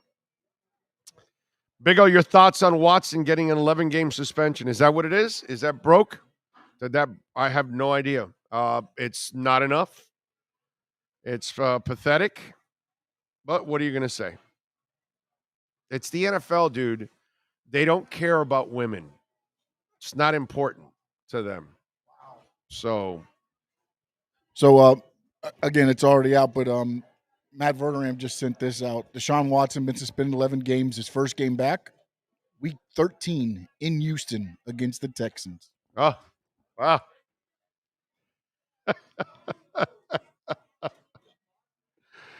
Wow. $5 million fine. Oh, poor baby. Poor baby. Well, then that means this year he's paying to play, right? Yeah. How come it says source? There will be no news today on Deshaun Watson. That's the headline on Pro Football Talk. Unless everybody's getting played here. I'm looking at Verderame's. Well, no, if Verderame got it out, then obviously something's going on. But it's funny. I mean, it's not this. Hold on a minute. So, what's going on? What's going on? Check Rap Sheet and check. Just check Rap Sheet and that'll Christina Anderson saying Browns. Let's see. We are going to look for it here for you. Wow, FIU. Our thoughts and prayers. We are saddened by the sudden passing of Luke Knox, a member of the FIU program. We send our prayers to Luke's family's friends and teammates during this time. Wow. And his brother is on the Bills, Dawson Knox. Oh, that's his brother? Yep. Well, because I saw the I didn't know that. The Dolphins tweeted out that, our thoughts and prayers are with Dawson Knox and his family. Wow. They didn't put the two together. Wow. Holy crap. So Matt Verderame has sent it out. Josina Anderson has sent it out, but I don't see anything from Ian. And I'm on Ian's thing, and there's nothing there. There's nothing, but I'm on Pro Football Talk. And how about Schefter? I don't see anything for Schefter either, man. I think somebody might have posted something, and maybe some people possibly ran with it. No, Schefter. Breaking. NFL and NFLPA reached an agreement on an 11-game suspension for Browns QB Deshaun Watson per sources. The settlement also includes a $5 million fine that will go to charity. Deal still is not signed, but it is agreed to. All right, so they do have it. Yeah, and there it is. The fine will be a combined with additional donations from the NFL and the Browns, resulting in $7 million. Yeah, because the money is everything to support the prevention of sexual misconduct. Yeah, no, of course the money's gonna the money's gonna prevent everything. There you go. Now you're. Was I even on? Yeah, you were on, but you were very low. Oh, okay, sorry. You didn't pump it up, homeboy. Yeah, and I appreciate everybody. Your Gus is shooting us all the different. Stuff from he's always. Ian just sent it out now. Yeah, he's always on top of it. Yeah, Ian's got it out now. Yeah, there we go. I'm retweeting my man. There we go. I retweeted Ian. Let's see what else. It is so funny that all the best baseball people ESPN had now are on MLB Network. Yeah, pretty well. I mean, but that's what that network is, right? So you gotta have your. If you're gonna be the MLB, you better have that. But yeah, it's it's just a ridiculous thing, and they keep doing it, and they keep putting him in a position to fail. And the fact that they're that stupid that they would do that is just absolutely amazing. Now, this suspension, after all the reports that they wanted a year, they end up getting 11 games.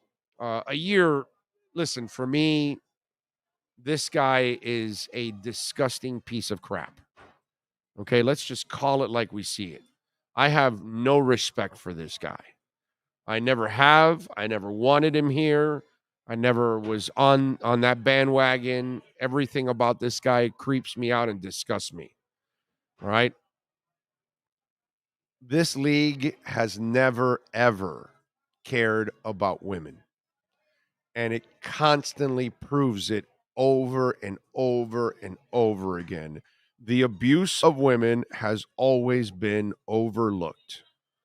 And you know he's guilty. They say that he's guilty himself. The judge, in a way, kind of found, guilty. And then the commissioner talked about it. And after all that, 11 games. After all that, you want him back in your league.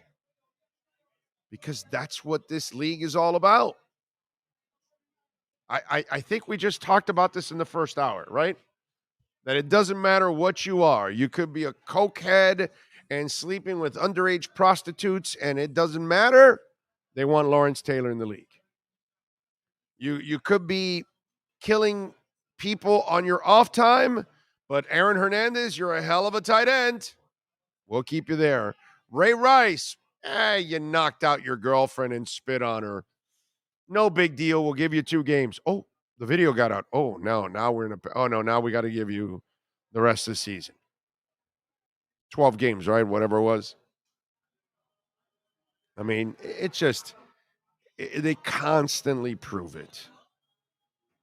And it really is amazing to me how that league is Teflon. Nothing affects that league. It does not matter what they hire, who they bring in, who they give a second or third or fourth chance to, no matter how dirty they are, no matter what crime they've committed. Dude, they had a guy with the Cowboys that killed his teammate in a DUI, and they, like the following week, had him on the sidelines like it was nothing. Until they realized, yeah, no, these optics they don't look good. Yeah, no, maybe this isn't good for us. And, because the world was reacting to it. It was like, you guys, this guy just killed a teammate and you guys are just going to allow him to just go about his business like it was nothing? Like he can be drunk and kill his teammate and that's nothing? That's this league. So let's not act like we're surprised that they really didn't go all out after Watson. Let's not be surprised that they actually were afraid to do the right thing and send messages to athletes all over that from here on out, we're not going to tolerate any more of these kind of actions. We're going to kick you out of the league. But they don't do it. They refuse to do it. They refuse to have any kind of standards. What they'd rather do is sweep it under the rug. Their O-line coach is on television, on the internet there, snorting cocaine for his, prostitute. And the league just says, oh, yeah, no, we'll suspend him for a little bit, and then he's back in action. Because it sets a great example that you can possibly rape multiple women, allegedly, and then you can still get a fully guaranteed contract. That's the NFL.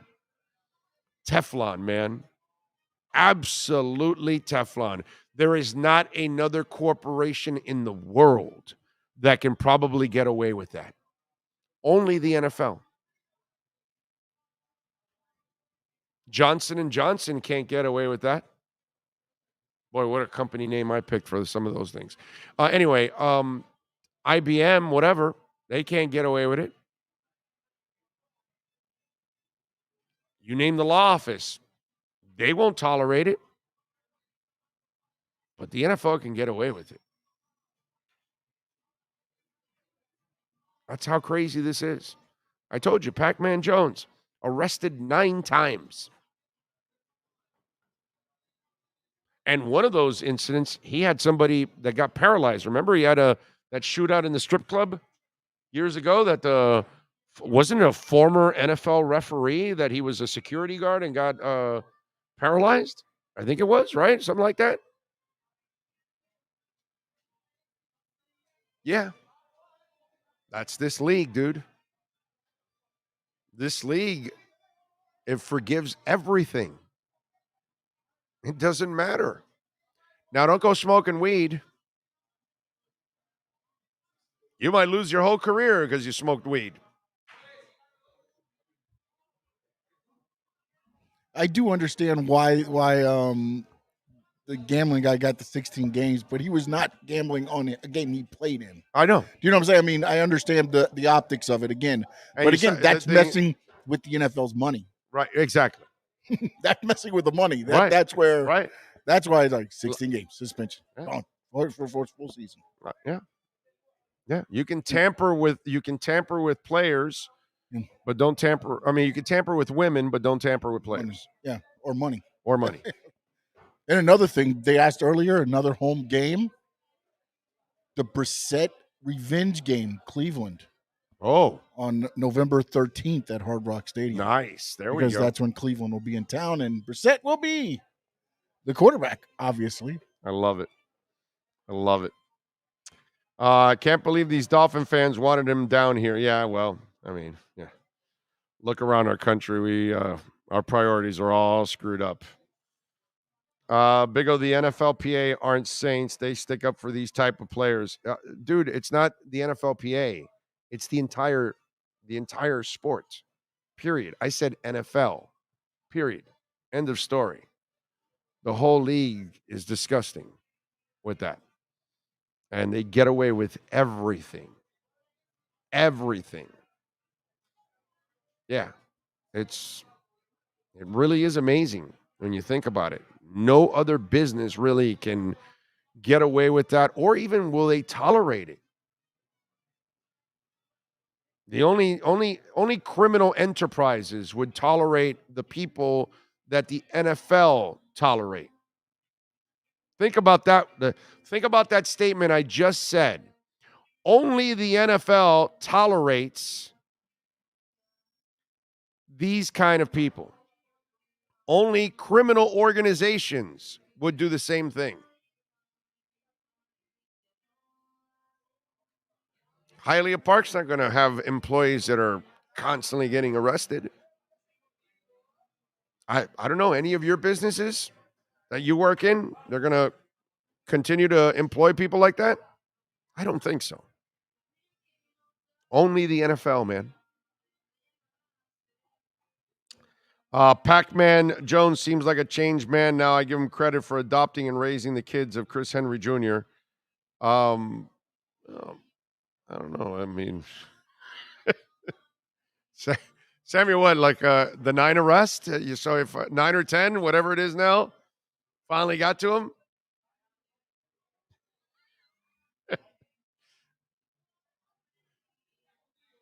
Sure he's a changed man, or he's just lucky that he overcame all of it, and maybe that's what he feels like he can continue to overcome all that just in case it happens again.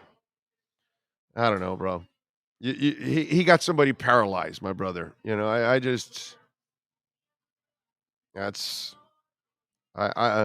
not that quick to let that dude off the hook, considering everything. Put it this way, you and I would have never gotten away with that many arrests. It would be pretty ugly for us. So, win or lose, I'm a Dolphin fan till I die, says True Fin Fan. I like to hear that. This NBA offense is so bad, I need football back so bad. The NBA offense? What the hell are you talking about, Alex? What the hell was that one? He did erase it. So I don't know. Maybe he misspelled something. So was oh, wait a minute. We are in hour number 3. Let me take a quick break here. Let me get to hour number 3. I've got a couple things I want to talk about here in hour number 3. Hopefully we will run into Alan Poupar and Marcel Louis-Jacques here in this hour. So we should have some hardcore football talk coming up right here at Hialeah Park.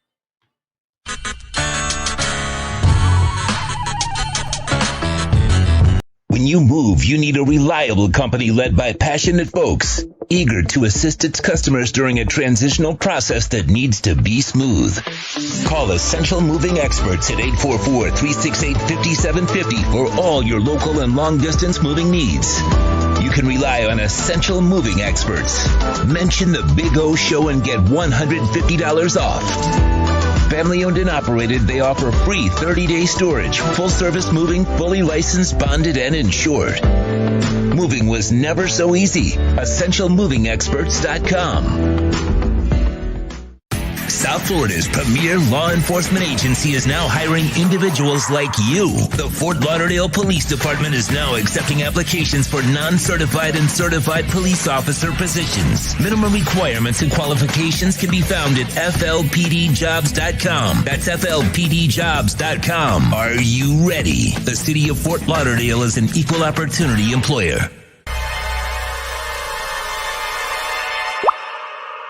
What? Oh, look.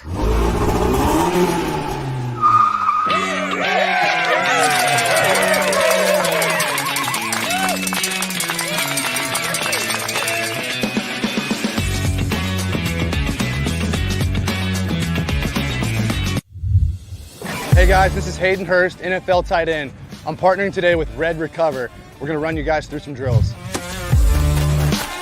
I started using Red Recover last year, my 4th year in the NFL. It just helps me on Mondays after games, get my recovery process started, get back into the fold of the week, and get ready for the following Sunday. And if you want to recover like me, use Red Recover.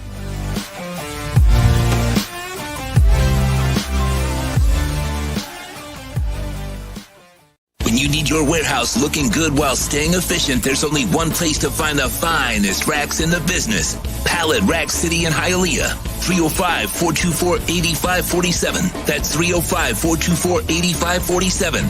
Pallet Rack City is the company you need when you want your warehouse sporting the finest racks in the business. After all, who doesn't love a great rack? Pallet Rack City. 305-424-8547. That's 305-424-8547.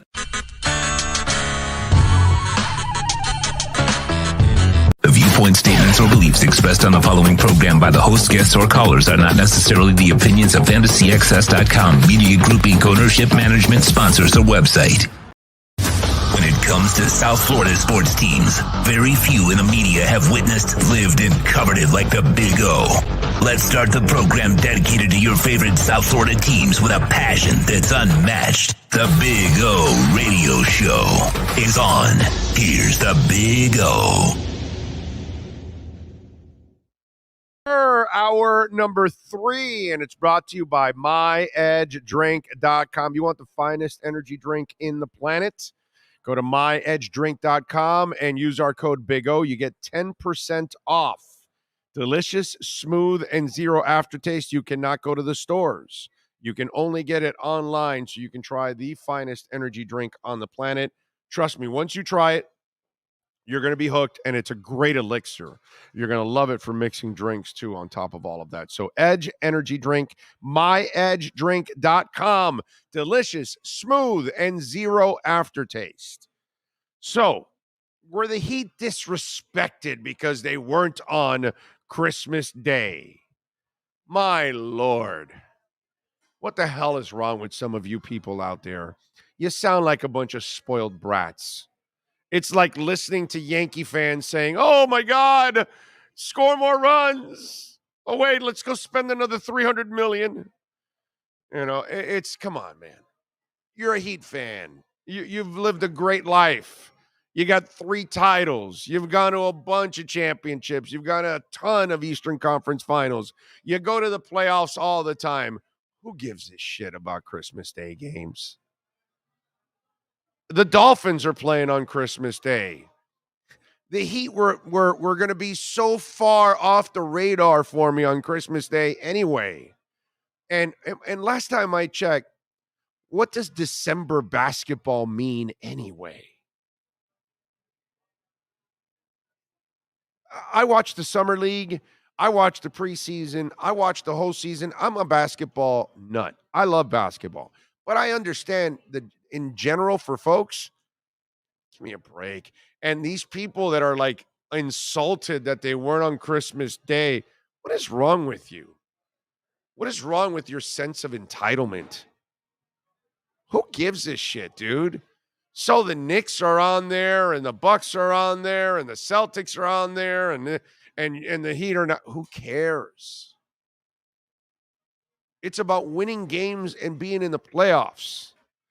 Those are the games that I want to see. I don't care about some Christmas Day game. Whether you're on Christmas or not, it's not going to make my day any better or not. In fact, it complicates my day even more. I'd rather Christmas be about Christmas, actually, and be about the family. Now you're going to give me also a Heat game along with the Dolphin game? Nah, dude, I'm fine. Hell, now I've got to work on that day. You know that? Now we're working on that day. How's that? C-Man, you're working on Christmas. C-Man, you got a day.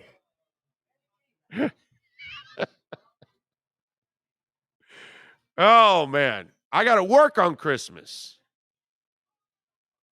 So enough already with the Heat stuff. I mean, you sound so petty. It's a joke.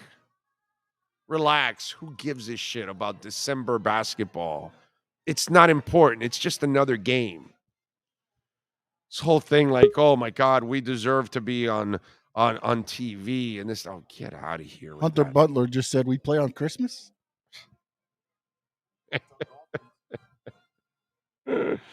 Yeah, baby. The Dolphins are taking on Aaron Rodgers on Christmas. Marcel Louis-Jacques is so happy that he's working on Christmas Day. In fact, let's talk to him right now. Let's get the edge with Marcel Louis-Jacques.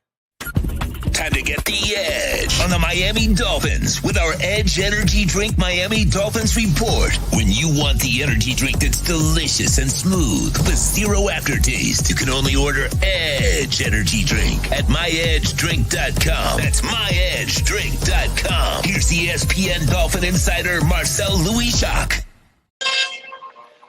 There he is, ready to go, fresh off. Ready to go. I mean, I think they're about to wrap up right now. It looks like they're all huddling in the middle. So figured we got a few minutes before interviews start. Might as well. What are you in the bubble today? No, we were to start off. That was during the filming session. And then they just went outside maybe after 20, 25 minutes, give or take. Do they let you guys in the bubble? We did get to go in the bubble. Yeah, it was cool. We haven't been in there, I think, all summer. So I almost forgot what it looked like. Even viewed from there's a platform up top that gives you an entire view of the indoor facility. So we got to see, it was mostly just position drills and stretching inside. And then they moved outside to do teamwork. You forgot the AC. You cannot sleep on the AC, man. That felt incredible. There you go. It felt incredible. That's what it was all about, baby. Is the AC. Forget the second level. Forget the view. Forget the positional drills. It was about cooling off, baby. That's what it was all about. All right. So, how was practice today? What did we see today? Did Connor Williams have a clean day today? From what I could tell, yeah, Connor Williams was clean today. Man, look, I don't think we can hype Javon Holland up enough. Though another interception today, picked off Tua. I don't know if he took it to the house or not, but all three of the quarterbacks were intercepted during 2-minute drills. That's usually where we've seen these picks happen, is when it's like it's situational. It's not just they're playing 11 on 11. It's long distance or it's 2-minute.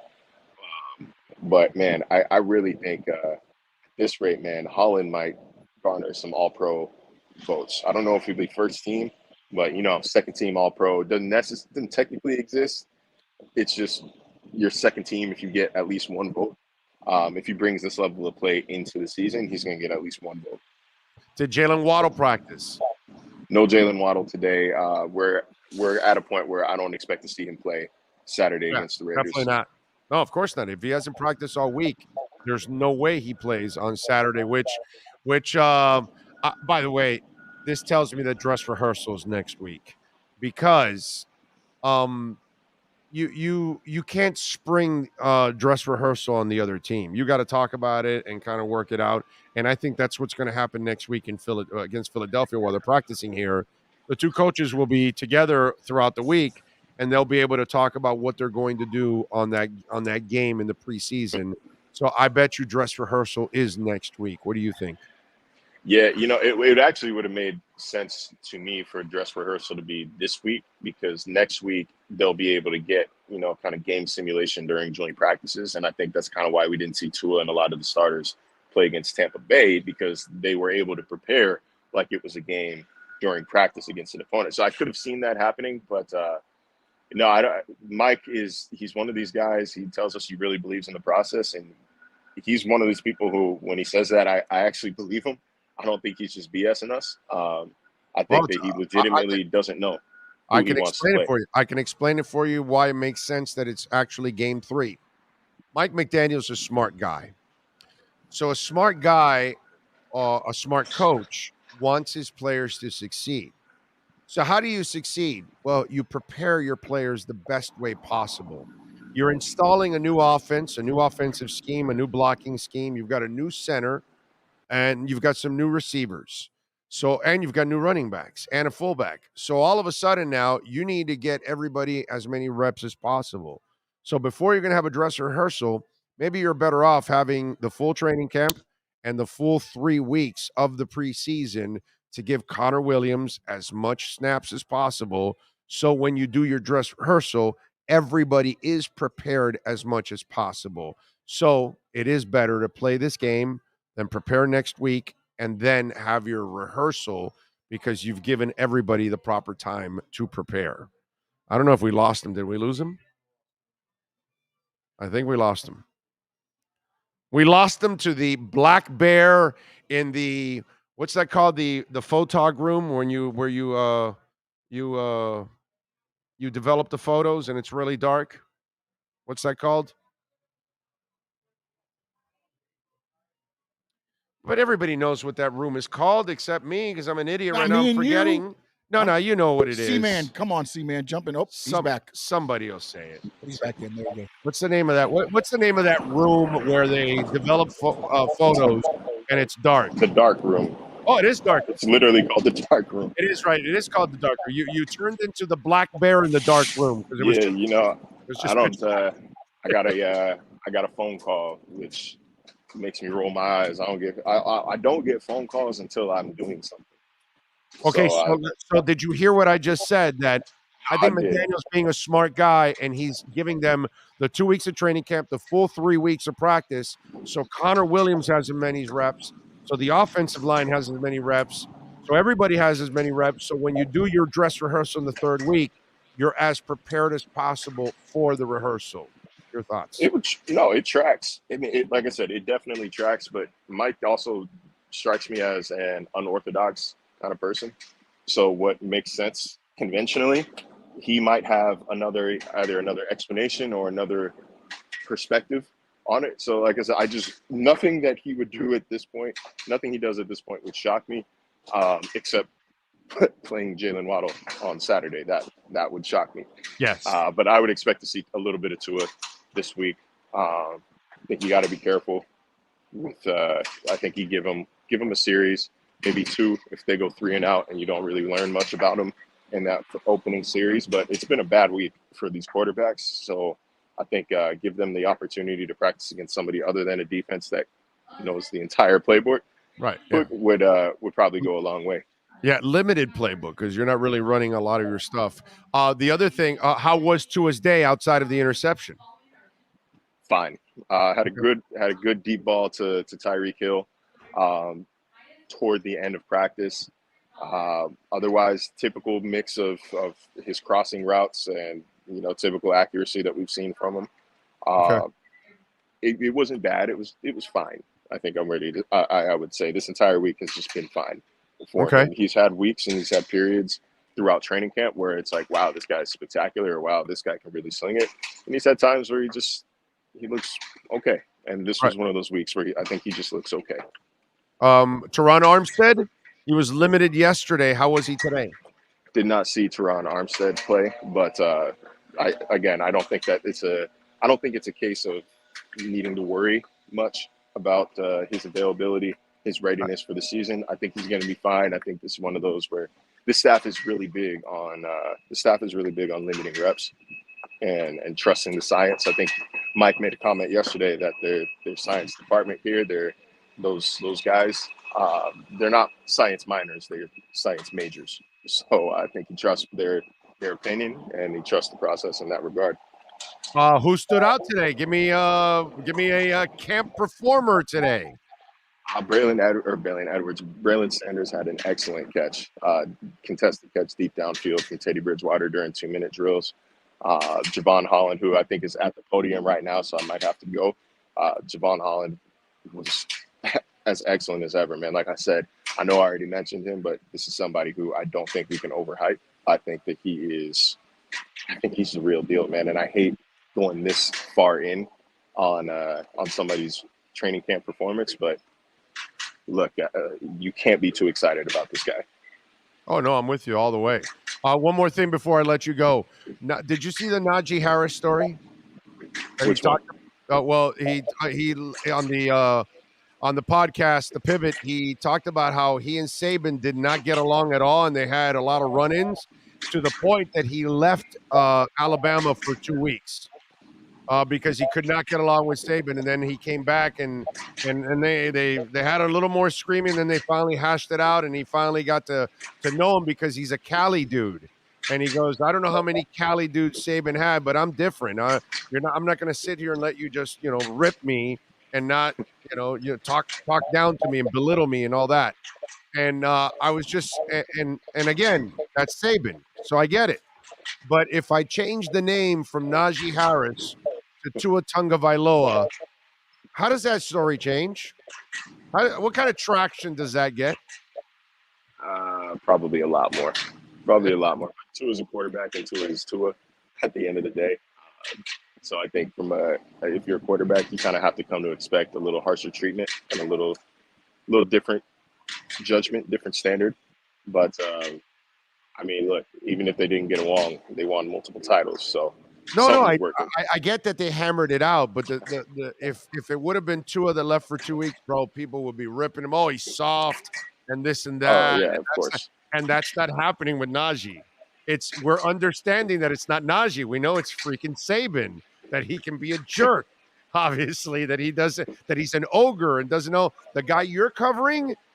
He adjusts to everybody that he deals with, media, football players, everybody. He's really good at adjusting like that. Yeah. Well, look, I like Najee. I think a lot of people like Najee. He's been great with the media, so maybe that's another reason why he's not getting ripped. But it's old news, and clearly it worked out in the end. So I think it's a non-story at this point. Yeah, I'm saying if it was Tua, it would have been a different story. All right. Get do your work, brother. I appreciate you. We'll catch up later on. You be good, all right? Yes, sir. You do the same. You got it. Bye. Marcel Louis Jacques, you now have the edge. All you got to do is order it at myedgedrink.com and use our code Big O. Get 10% off for the best energy drink on the planet. Can't get it in a store. You can only get it online. myedgedrink.com. Get 10% off. Use our code Big O. You now have the edge on the Miami Dolphins with the Edge Energy Drink Miami Dolphins Report featuring ESPN's Marcel Louis Jacques. Get the energy drink that's delicious and smooth with zero aftertaste. You can only order Edge Energy Drink at myedgedrink.com. That's myedgedrink.com. Yeah, the Jalen Waddle thing, I would not be worried about, concerned at all. Okay? This is something where I think they're just taking precaution with him, and they're trying to get him ready for the regular season. And I am convinced that the dress rehearsal is next week. And it's exactly what I'm telling you. It's, hey, let's give Connor Williams as many reps as possible before we do the dress rehearsal. Let's give Eichenberg and Jackson and Hunt and Armstead and Connor as much time together as possible. Let's get as many reps as we can with the running backs. Let's get them as healthy as we can. Alex Ingold just got back, and you're getting him in that mix. I think all of those things fall into place. And then that's why you say, okay, let's wait till next week. And then next week you're practicing with the Eagles. So you can also, if you're the head coach, you'll have a lot of time to meet the other head coach throughout that week, a couple of times where that you can go back and forth on what we're going to do in the first half and who we're going to play and what we're going to do and what are you going to do. Okay, great. Not that you exchange game plans or anything, but you kind of talk about when you're playing your first teamers and your second teamers and all that, and you have an understanding of how things are going to happen. I don't think that has been going on right now because there's still too much to be worked out. So while they're still working some of this out this week and next week, you'll be best prepared next week for the rehearsal game. And here's the other thing. You do the rehearsal game, you have 2 weeks off till you play again. If you do the rehearsal game this week, you will have 3 weeks off till you play again. And that, my friends, might be a little too much since you've already coming off an off season. So make it 2 weeks, stay sharp. Any nicks or anything, you got 2 more weeks to get healthy, so you'll be fine overall. Next week is dress rehearsal. I would gamble a good chunk of cash on that one. Holland balls every day, bro. Holland's a stud. And you kind of figured that out already last year.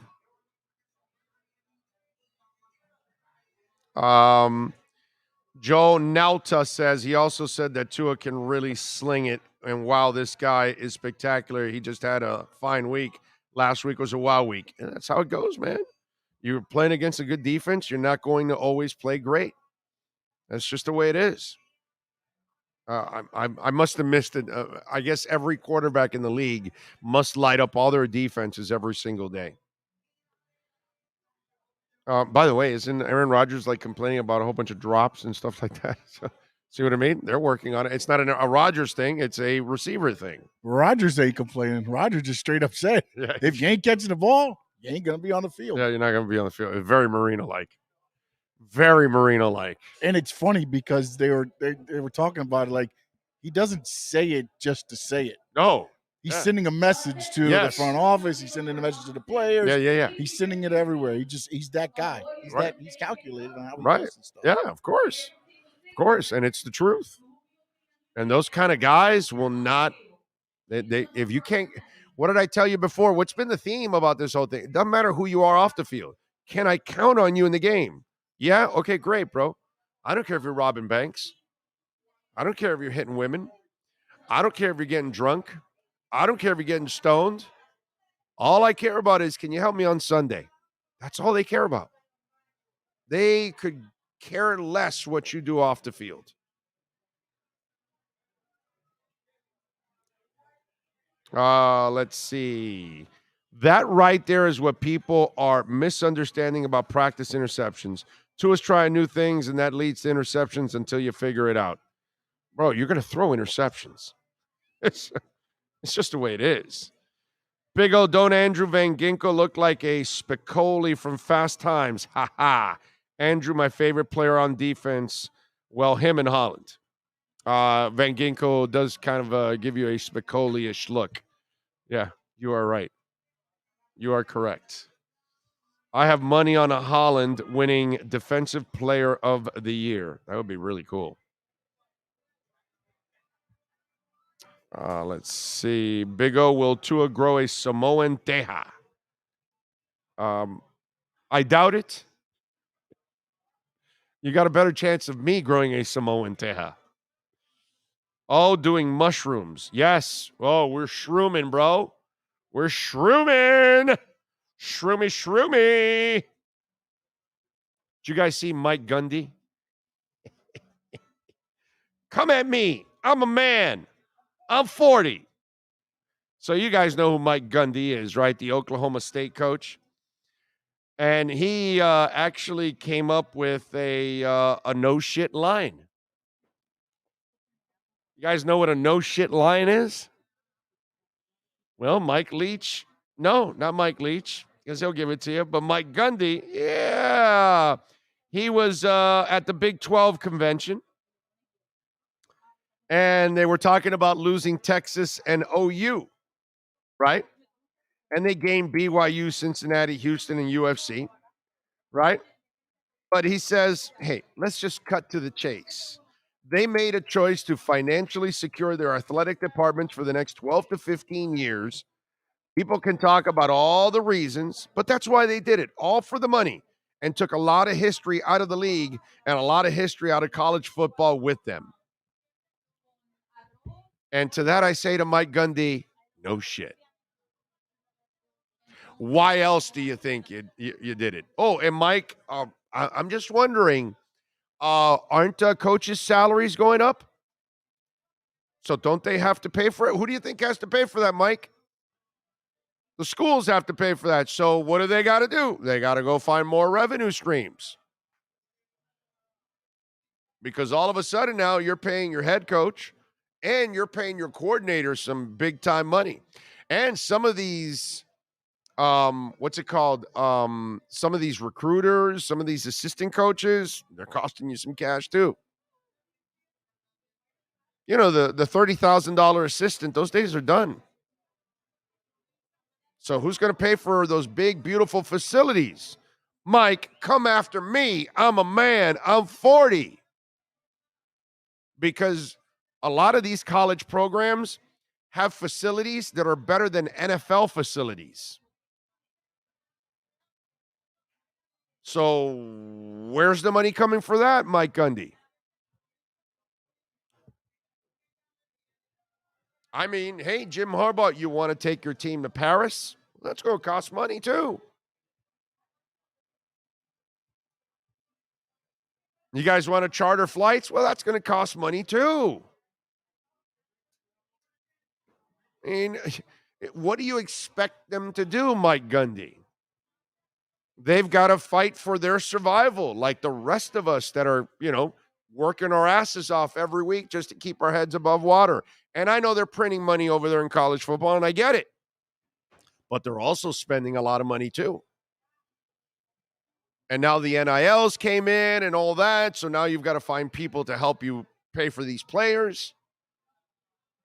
I mean, this is a crazy business that is producing a lot of money, but it also has to spend a lot of money. And that was the problem for our team down here in Coral Gables. What was our main complaint? They don't spend money. That's the reason why the University of Miami has fallen off the map. They refuse to spend money on their facilities to keep it. I mean, they built a facility with an 80-yard field, bro. Like, where did they think that was going to be a good idea? An 80-yard field, really? Come on, man. You couldn't come up with enough money to now they're extending it. Now they're gonna, enlarge it and make it what it's supposed to be. No shit. And now they're spending on coaches. So who's going to pay for that, Mike Gundy?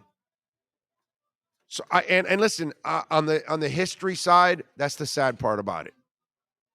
Okay?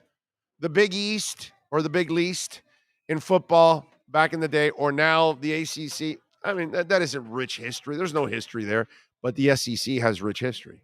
The Big Ten has rich history. The Big 12 has rich history. The Pac-12. Those conferences have been around for a long, long time. So I get it. And he's right. I do have sympathy for the fact that you have lost some traditions. And that sucks. That part does suck. I'll give you that. But unfortunately, you want more money, right, Mike? You want better assistants, don't you want? You want a better facility. You want all these things.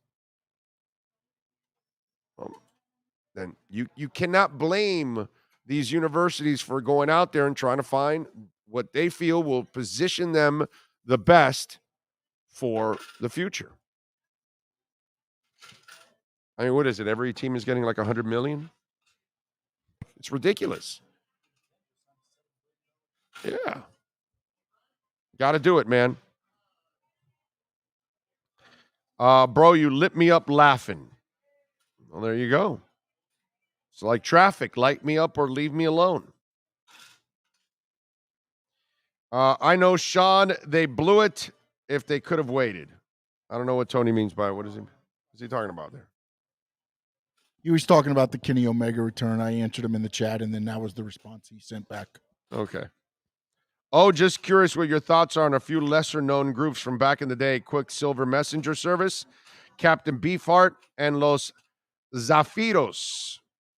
Okay, I only know Quicksilver Messenger Service. That's the only ones I know. Who is Captain Beefheart and Los Zafiros? And by the way, I am going to go see. I saw the videos you sent me of Reverend Horton. I'm actually going to go see Reverend Horton. Jeff Welt, part of Welt and Rayom, the law office's proud sponsor of our show, and Jeff is a big time rocker, and so he told me about. Yeah. Tell him yes. What's it called? So he told me about the captain, and he's coming in October, and he's going to take me to that concert, and I'm looking forward to Reverend Horton or whatever, not Captain Reverend Horton. And he told me, I went and saw a couple videos, and there's no doubt he's outstanding. Hell of a musician. The other band you sent me that I forgot I had no idea who the hell they were. So yeah, I gotta give you some props, Dougie Fresh. You have a depth of music, taste, and knowledge that's impressive. I gotta tell you. So I gotta look up Captain Beefheart. Maybe I know something about them and I don't realize it. But man, I can't say I don't remember Los Zafiros. I don't know what the hell that is. Obviously, Quicksilver Messenger Service, yes, but wow, that is tough. Yes. Who? No, tomorrow. Oh, yeah. Is he on now? Yeah. Yeah. It's worked out actually. So we'll get Cameron Wolf joining us in a couple minutes. Alan Poupart, we're pushing it to Saturday. Okay. So we will be doing a Saturday show because we've been doing Saturday shows the last couple of weeks for training camp purposes. Although let me Does he know that it's going to be a late one? Oh, that's right. Because it's a game. It's a game. Oh, okay, that's fine. Just tell him that post game. Tell him post game. Okay, all right. Post game. That's right. Post game. So he'll join us some post game. So we'll have some fun with that. So we'll have another Saturday show, but I'm not doing pregame on the preseason, but I am doing the post game show after when it's all said and done. Now, should we do it on the Cuts channel? No? Oh, you know what? I might do on the Cuts channel Saturday afternoon. I might do a little Saturday afternoon on the Cuts channel. No. Post game. No, I'd rather have him post game. Yeah, tell him post game. Yeah. Tell him post game. Hell yeah. Let's get him post game. That way we have the McDaniel press conference and Poupart. Tell him just to call us last. After he's done, to call us after. That's all good, bro. I have no problem with that. But make sure you subscribe to Big O Show Cuts, our other channel. And thank you all, by the way, to getting us to 25 million downloads. That's awesome. But we really need to get to Big O Show Cuts to 1,000. So Saturday afternoon, I'm going to do a short show there. So make sure you join us. It's not a pregame show. It'll be a regular talk show. Okay? Reverend Horton Heat. That's it. I'm going to go see it. Captain Beefheart and the Magic Band perform with Frank Zappa. Oh, okay. Did not know that. Was my boy in there, the drummer from Missing Persons? Was he in there? Because he played with Frank Zappa, Zappa, but I don't know how early was he in the mix with Zappa. Big O, do you think Raekwon Davis will take his game to the next level? Because I think he has Daryl Gardner-like qualities and potential. He does have those qualities and potential, and it would be nice for him to get to that next level. He did play better last year, And it might be one of those things that, he's gradually getting better every year. Like Christian Wilkins has gotten better every year. And, first 2 years, it was like, God, you had to hear people like, oh, well, he's not worthy of the pick. And then last year, you're like, well, okay, now he's worthy of the pick. And he's getting even better. I think he's going to have a better season this year, Christian Wilkins. I think Christian Wilkins is another guy, along with Raekwon Davis, guys that are growing into the position. So let's hope that Raekwon, and if Wilkins is better like I expect him to be, Jalen Phillips is better, that should help out Raekwon Davis too. Big time. That will be very important. Big O, has Sean made the T-shirts, if not banned from the wings this season? I don't know. You're supposed to make T-shirts? Okay. So I'm supposed to ban you if you don't make T-shirts. Okay. I don't know. Do you have any idea how? I think it's a merch question. Yeah, it is a merch question. We have completely dropped the ball on the merch. It's been terrible on our end with the merch. I will say that. It's embarrassing. We should have merch at live shows and all that kind of stuff. That's what we should do. Let's go to the wimp department. And Dodgers sideline reporter Dave the Goofball Vassie, I think that's how it's pronounced. So apparently the Dodgers were going to Milwaukee for a series, and he was really pumped up about going down Bernie Brewer's slide, which, by the way, I got to say, I personally would love to go down Bernie Brewer's slide, okay? And I will tell you this, I will handle it a lot better than Dave the Goofball Vassie.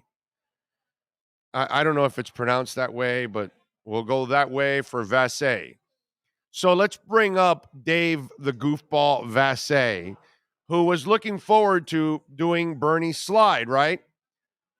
So finally, he gets the opportunity. We're going to pull it up for you and show you the slide here, okay? Now, I want you to see him sliding down and then how it finishes, and then we'll discuss this whole thing. We might have to replay it again, too. Go ahead. Vassie's been talking for 3 days about going down the slide here in Milwaukee. I've never heard somebody so excited about doing it. So first of all, he's screaming like a little girl down a cheesy little slide. Okay? I mean, those of us that have got some balls and we went to Wet and Wild and what's the one over in is it called Wet and Wild up in Orlando, right there on the International Drive? And they had that one that was just like straight down that you would haul ass. You would go into the glass booth standing and it would drop you. You ever did that one? Right? I did that one, yes. Exactly, yeah, right? You end up with the bathing suit straight up your ass, right? That you're coming out and you're just pulling bathing suit like out of your ass, like everywhere. You're like, wow, I didn't know it could go that far in. And so it was embarrassing that a grown-ass man would be screaming like a little girl all the way down. And then the goofball actually ends up sliding sideways and banging into the wall and obviously busting up his wrist. He doesn't even know how to slide properly. Plus, he was scared of a little slide. Bernie the Brewer does this every night practically with no problem. And this guy, just a complete wuss, dude. Yeah, but Bernie's got the padding of the oh, God. Come on, bro. It's a little slide. It's nothing. He was screaming like it was the end of the world.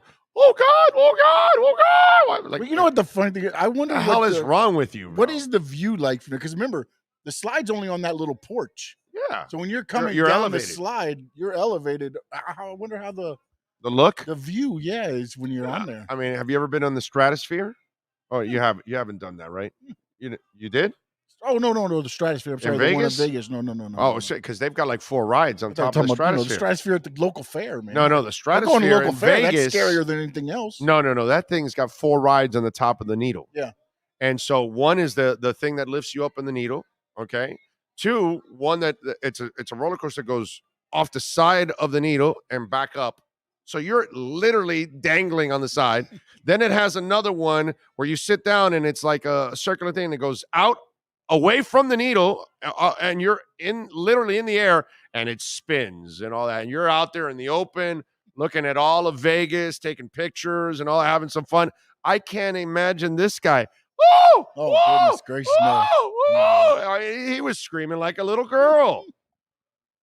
He should have been embarrassed just for the slide itself, not the fact that the goofball broke his wrist on a slide. I mean, come on, dude. What kind of a loser are you? I would have been giving you a play-by-play on the way down, is what I would have done. What a goofball. I got to tell you. I remember Wet and Wild. A broken arm from a slide is like tearing an ACL in the Chuck E. Cheese ball pit. Yeah, but you can't go in the ball pit if there's kids. You got to go in there when there's no kids. Because it's too creepy. Well, no. You can't go in there. With the nephews and stuff, I throw the little 3-year-old around, like bounce them off the net into the balls. Oh, okay. Cage match. All right. Well, that's not bad. I mean, when other kids, entertaining. You can't jump in there. Yeah. Yeah. Okay. We bought the little one from Walmart now. Yeah. We got the little ball pit just so I can throw them around upside down.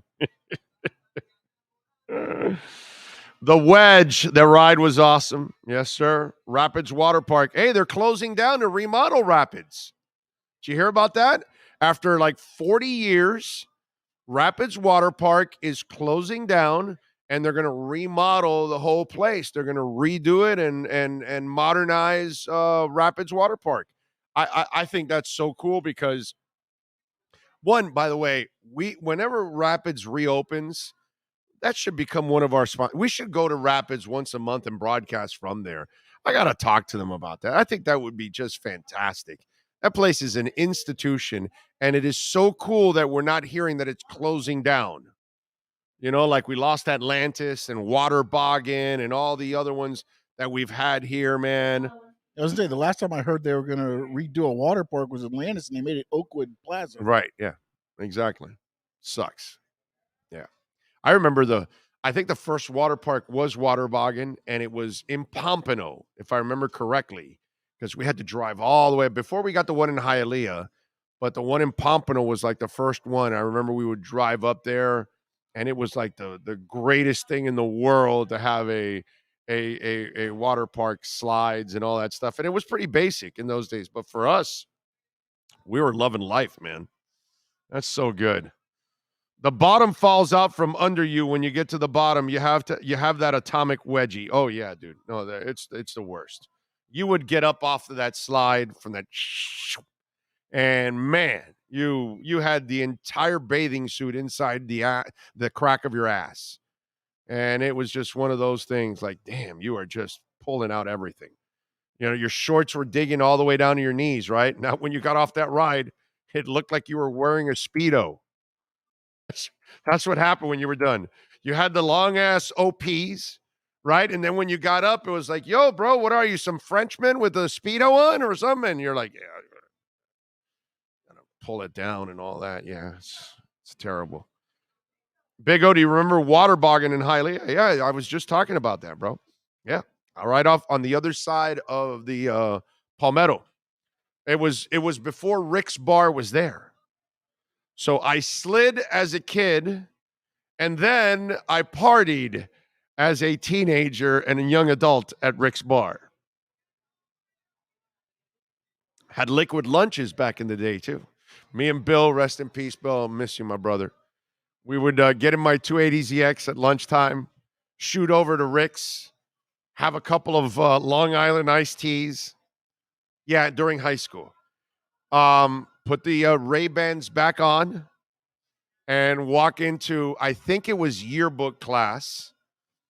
And it was awesome because then you would walk into yearbook class. We'd be kind of drunk.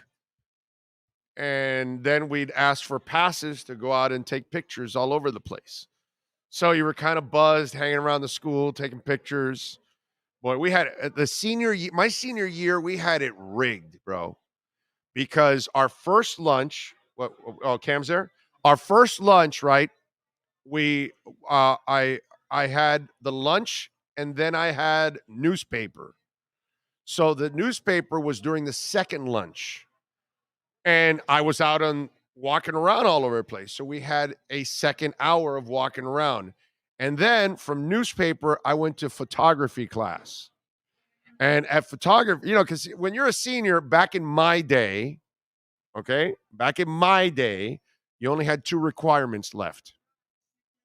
That's it. I didn't have to do anything else. I only had 2 requirements. The rest were electives. So I remember I had lunch. Then I had yearbook, which I then would hang out with everybody for the second lunch. And then I had photography class after that, which I then would go back out and hang around all over. I mean, my senior year, I got to tell you. And then PE was the last period. It was like, yeah! It was just like. So you had photography and you didn't know darkroom? Yeah. Well, I knew it. I just forgot the name. Forgot what we called it. No, my goodness. But yeah. And the smell, I remember in that dark room all the time. Oh, God, yeah, that smell, bro. That shit was strong. But yeah. God, I missed my senior year in high school. That was just like, it was like I was just hanging out for the whole year. It was just so beautiful back in those days. Before we get to camera quick, there's one super chat. Oh, we do? Oh, yes. Juice F5. Thank you, sir. Says, Big O, why don't you get Miami Velvet to be a sponsor? Miami Velvet. Where have I heard that? Miami Velvet. Oh, dude, I know what that is. That's off of 36th Street and the Palmetto. It's one of those where they like couple swing and all that kind of stuff.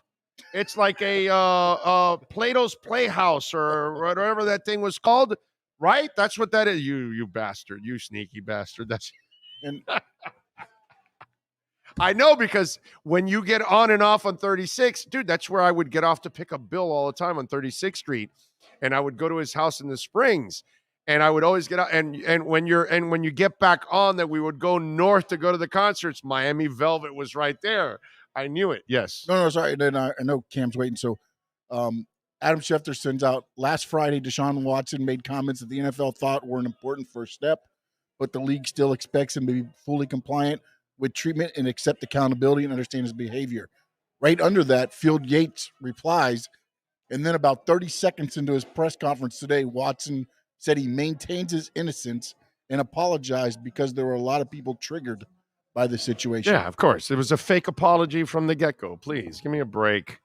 It's all a bunch of crap. All right, let's get to Cameron Wolf, baby. Let's unleash the Wolf Pack. We unleash the Wolf Pack as we get the latest in the NFL and the Miami Dolphins with our KSDT CPA Pro Football Report with NFL Network insider Cameron Wolf. KSDT is one of South Florida's largest and one of the country's fastest growing accounting firms. KSDT CPA is a full-service firm that also excels in crypto. Visit them at ksdtcpa.com or call 305-670-3370. Here's NFL insider Cameron Wolf.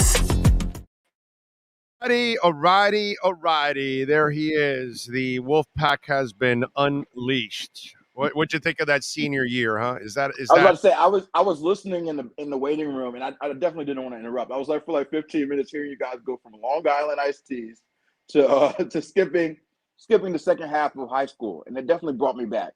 I played football, so the way it worked for us is a whole second half of our schedule in the fall was really set for football, and so I'm with you. Our football practice didn't start till 2, but we were all starting at 12. And so that 12 to 2 period was a lot of extra lunches going about, sometimes we'd leave school and go get Chick-fil-A somewhere, come back. As long as we were back by 2, it was all, free for all. And so I do miss I thought those you would days. have it a little rougher than me because you're younger, because school was a lot easier back in my day, bro. Yeah, I mean, we had to what I watched my daughter go through, hell, bro, I could have never survived. Yeah, they stuffed our classes from like 8 to 12.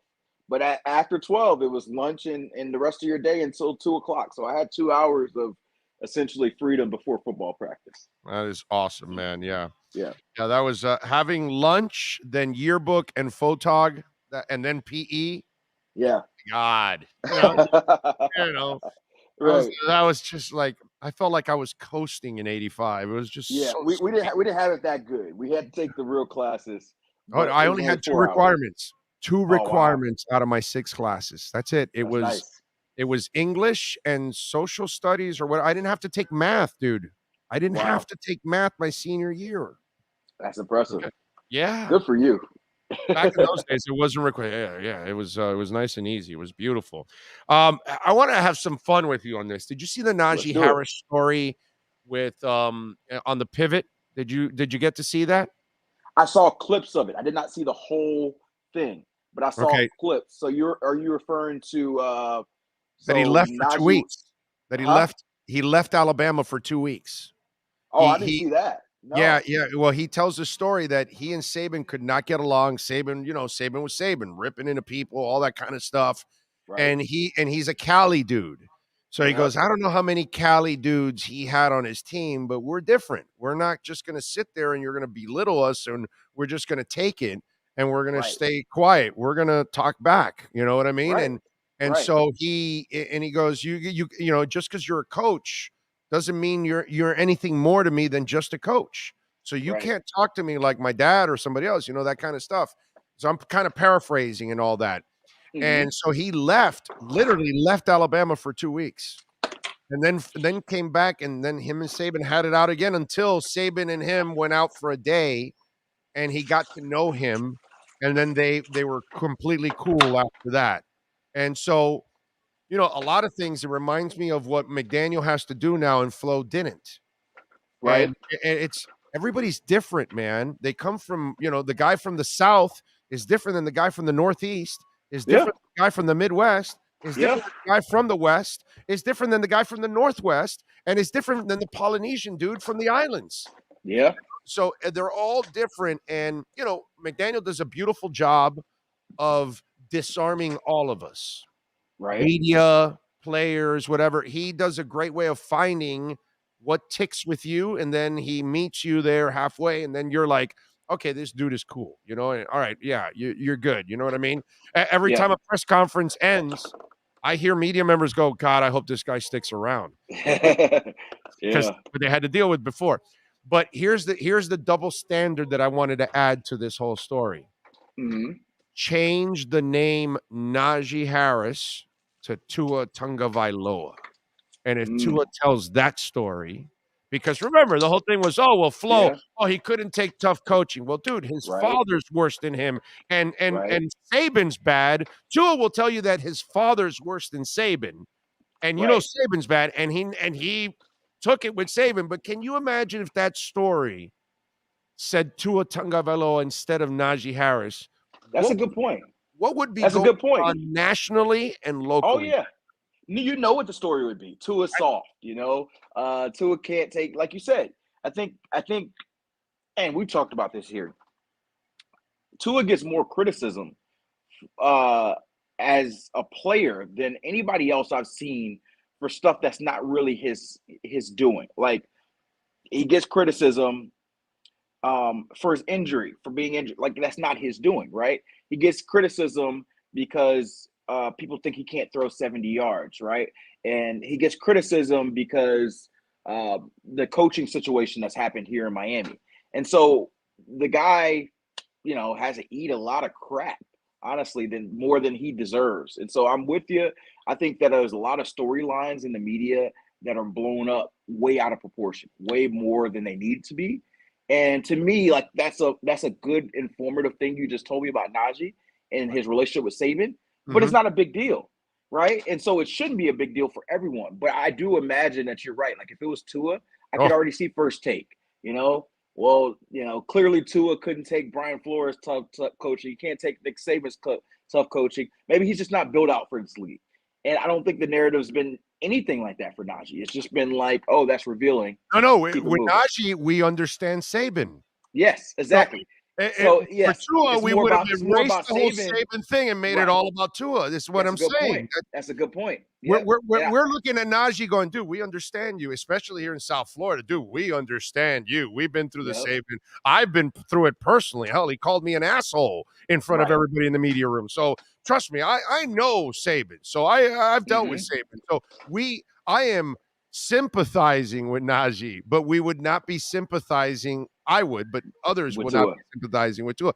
Same thing last 2 days. I had Omar on to go over his X's and O's comments where he called Tua a weirdo.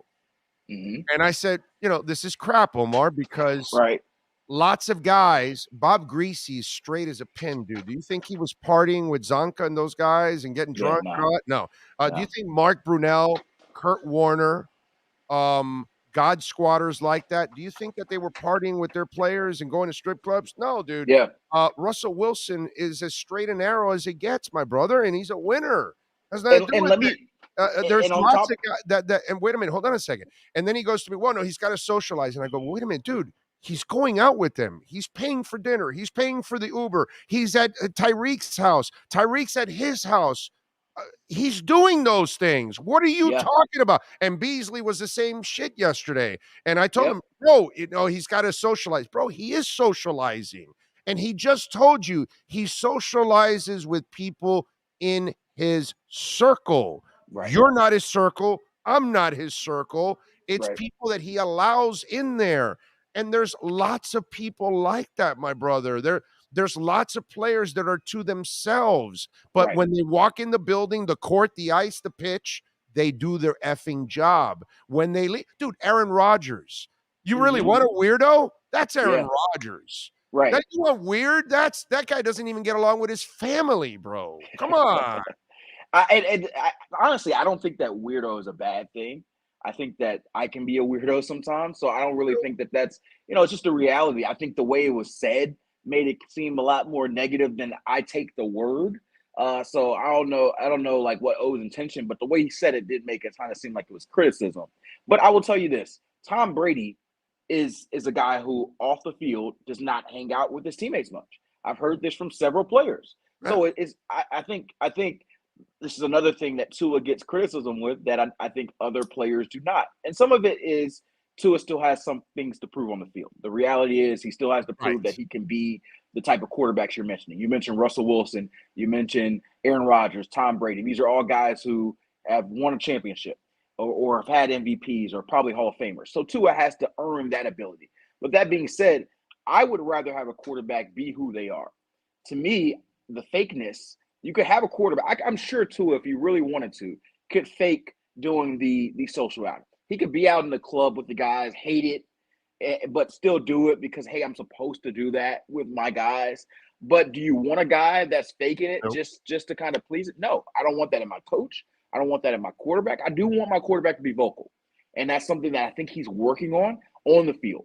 If I do want my quarterback to lead and have the team together. That's something that I think he work on the field. Hold on a second. But that happens as time evolves and you take over and you make plays. You've been in locker rooms. This is something that I can only explain to people that have been in locker rooms. They do not accept you in that locker room until you prove you belong. And if somebody else gives you a title and all that, it doesn't earn respect in the locker room until they it's like we were talking about this before. Nobody cares about what you do outside of the building. They don't care if you don't hang out with them. They don't care if you're Aaron Hernandez killing people on your off time. They only care when you walk in that building. Can I count on you, dude? Can I count on you to help me win? Can I count on you to help me hit my incentives? If I can do that, we're cool, dude. I don't care what you do off the field. That's just the way football is. That's the way sports is. So whenever you do take over, Ryan Tannehill could never take over. Do you know why? Because in that locker room, they knew that he was just a facilitator. He wasn't ever the guy here. Okay. And with Tua, it's going to be the same. Like any player, Javon Holland did not walk in taking over the locker room. No, as you have to earn it. On, you have to earn it, right? Exactly. They're like, this kid's the shit, and then now you can take over the locker room. That's how it works out in the NFL. Exactly. It happens through time. And the other thing that hurt Tua, I believe, is because when he first got here, Ryan Fitzpatrick was the quarterback here when he was recovering from the injury. And Ryan Fitzpatrick has been in the league for 15, 16 years. And naturally, Ryan Fitzpatrick exudes the every man's guy. I want to have a beer with that guy. And so everything was in contrast to Ryan, which that's not fair to Tua because he's not the same personality. I'm not the same personality. You're not. And so I think that started the contrast. Now, like I said, the only thing I care about with Tua, I don't care what he does at night. I don't care who his wife is. I don't care who he hangs out with. None of that matters to me. Only thing I care is, do you have the respect of guys in the locker room? Can you lead them? And can you perform when it's time to play? To me, you could be the biggest weirdo. You could, I don't care. I don't care if you're in the strip club at 3 a.m. or if you're praying to God at 3 a.m. or if you've been asleep since 9 p.m. Doesn't matter to me. The only thing I care about for my quarterback is the three things I mentioned. And so everything else beyond that to me is fluff. Yeah, no, I'm with you there. The 11-game suspension just doesn't seem like, I mean, it's a bad look, man. Yeah. Bad it was look never so here's the thing. And I was thinking about this as I was just finishing up watching Dolphins practice, right? I don't know if there was a number that I would have been satisfied with. Like I guess a year would have been. I would have been satisfied with a year at least. A year, but even that, there probably would have been talk. It should have been definite. It should have been, forever. I think that 11 games is much better than 6. It's not a year, but clearly there was a settlement. And so literally when you look at a 17-game season, the middle of 6 and 17 is 11. And so they literally probably just said, hey, let's just cut the difference. And so I don't love it because I think that a year was the appropriate number there. But I do take at least some joy in that we won't see Deshaun Watson for the first 3 months of the season. Yeah. And that, he gets at least fined, which the money thing was something that bothered the NFL, I believe. That the fact that he didn't get any fine initially in the ruling, and the fact that the way his salary was set up this year, even if he got suspended the whole year, he would have only lost $1 million. Right. And so the fine at least gets him $5 million.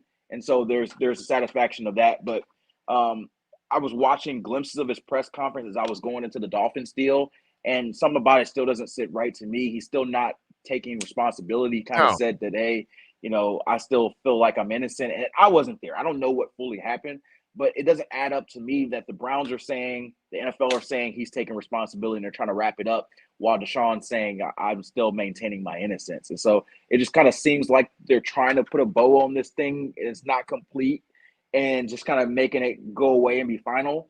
And it just doesn't sit right with me, as a whole.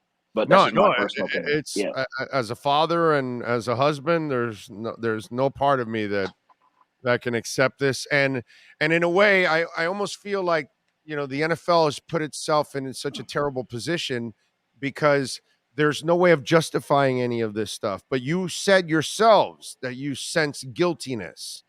And so then guilty means only 11 games to you in your eyes. That's the part that it contradicts what goes on, that you sense there was guiltiness in it, yet the player is not really remorseful. But then again, if the player then acts or gives off the sense of guilty, then people will be even more outraged and they would want even more blood. You know what I'm saying? So it's a really like screwed up situation where there's no way to win. But here's the part I talked about earlier. The amazing part about this is, think of another corporation that can survive all of these terrible PR moves that the NFL is involved in year after year after year. It is crazy. Like Pac-Man Jones stayed in the league and he was arrested 9 times. The stuff that has gone on with, the Dallas Cowboys, the player kills his teammate in a DUI wreck, and he's on the Monday Night Football sidelines the next day. You know, there are things that this league does that nobody ever does in any business, in any corporation. Think about it. What corporation could get away with that and stay popular in the eyes of the public? Everybody that suffers these kind of PR hits, it takes them down, dude. Well, I will say the NFL, I think, will always be king. I think that the reality is that most people, we obviously work in the industry, but most people watch the NFL on the weekends as their escape from their life, their work life, their personal life, whatever it is. And so I think they are able to compartmentalize whatever the happenings of players in the league or even owners and coaches of the league, because they're just wanting to see some people hit some people and root for their team. Yeah. And it's very simplistic in that mindset. And so that's probably why I think the NFL will always be king, because everybody's favorite. They misled their players with concussions for decades. Like, these are things that just, like, if other corporations did this, the backlash would be so brutal, dude. You know what I mean? There would be so I will say that government retaliation if you mistreated, people that way. Yet the NFL, it really is amazing. I would say that, like in the Deshaun Watson case and some of these players' cases, the reason why, I would say, like, and I'm not defending the league in any respect, but I think that the reason why the NFL it seems like they have the bigger spectrum of this is they have 53 players in every team, and so all these other sports have a lower amount of players, and so I'd say in the grand scheme of things, there are 1% of the public that are probably less than 1% of the player population that are Deshaun Watson or these guys who have these happenings that become big picture, right? But because there's so many players, it kind of becomes a bigger spectrum in that realm. Now, that being said, Deshaun Watson's a quarterback, and he's one of the 5 or 10 probably most notable players in football. I'd say definitely top 10, I'd imagine. And so that does put a mark on the league. Like, I am curious. It's sort of, I don't imagine it changes the numbers a huge amount, but there probably will be some fans, maybe in Houston, maybe in Cleveland, who say, I'm not going to watch this team or this because of that. It's probably a very, very small number. The Ray Rice thing didn't scare women away. Right. I don't know if that's true.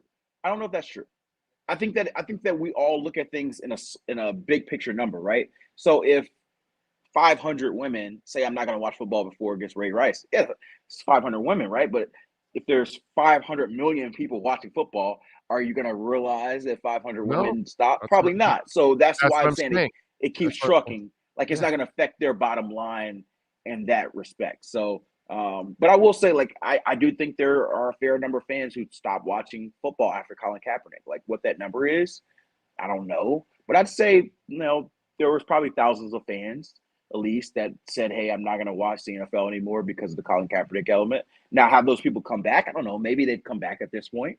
But I think initially there are certain things that can turn you off to the league. My favorite thing about the Colin Kaepernick thing is, I don't want no kneeling in my football game. Well, it's actually not happening during the football game, sir. Right. It's before. Okay.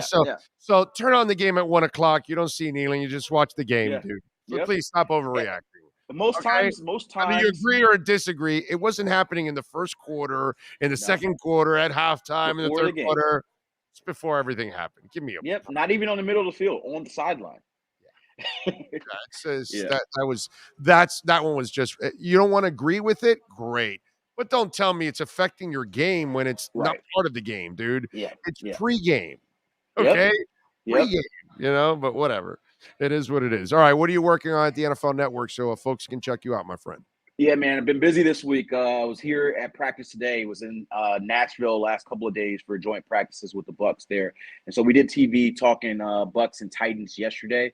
I will be here for the preseason game on Saturday. So we haven't heard word yet on if Tua, Tyreek, and the rest of the guys will play yet. But I'd imagine they get some action, whether it's this week or next week. And my guess is that next week is my guess. I don't know. So my guess is this week. Let me give you an explanation. He's a smart guy. Right. He wants his players to be as prepared as possible. Right. He's going to give Connor the entire training camp and the entire 3 weeks to get his snapping straight. Get all the linemen as many snaps in the offense as much as possible. Get all the new players involved in the offense, receivers, running backs, everybody. So he'll have his rehearsal next week because now he'll give his players as much time, and they still have 2 weeks after that to recover. I think he's waiting to the final week for his rehearsal to give guys a certain amount of time to be better prepared for the rehearsal game. That's possible. That is certainly possible. I guess my thought is that you're doing joint practices next week. This is your only week that you don't have joint practices. So joint practices are your game-like action. So you had your game-like action last week against the Bucs. This week there's no game-like action, and the next week there is. So to me, the preseason game would make sense this week, then have them off next week and use the joint practices as your final time to have them go full against another team. But it could, like you said, it could be your route as well. Maybe you just use that last week as a full hedge. We're going to learn everything we need to know about our team. I just can't imagine that we don't see them for at least one game. So, I'm eager I'll be there regardless, whether it's Skylar Thompson or Tua, but I hope it's Tua so that I have something a little bit more interesting to watch. Although Skylar was nice last game. Yeah, he did. So, yeah, I'll be doing that. And also for NFL.com, I will have a story coming out in the next few days. That'll be pretty cool. It's a different type of story. I'll give you guys a little bit of a hint. It's about offensive and defensive linemen and their weight management during training camp. So I found a lot of fun stories there. So I kind of wanted to tell a unique story about some of the things players go through in that perspective. So you'll check that out, and then I'll be back on TV next week. So. All right. So what's the prediction? When does Malik take over in Tennessee? I don't think it happens till 2023. I think week one of 2023 is my guess that he's the Titans starting quarterback. I think he sits all of this year. He looked promising. He has spurts, but they're still trying to work on him to be a more than first read and run type quarterback. And so I think they're going to spend most of the season working on him there. Tannehill's contract is guaranteed this year. It's not guaranteed next year.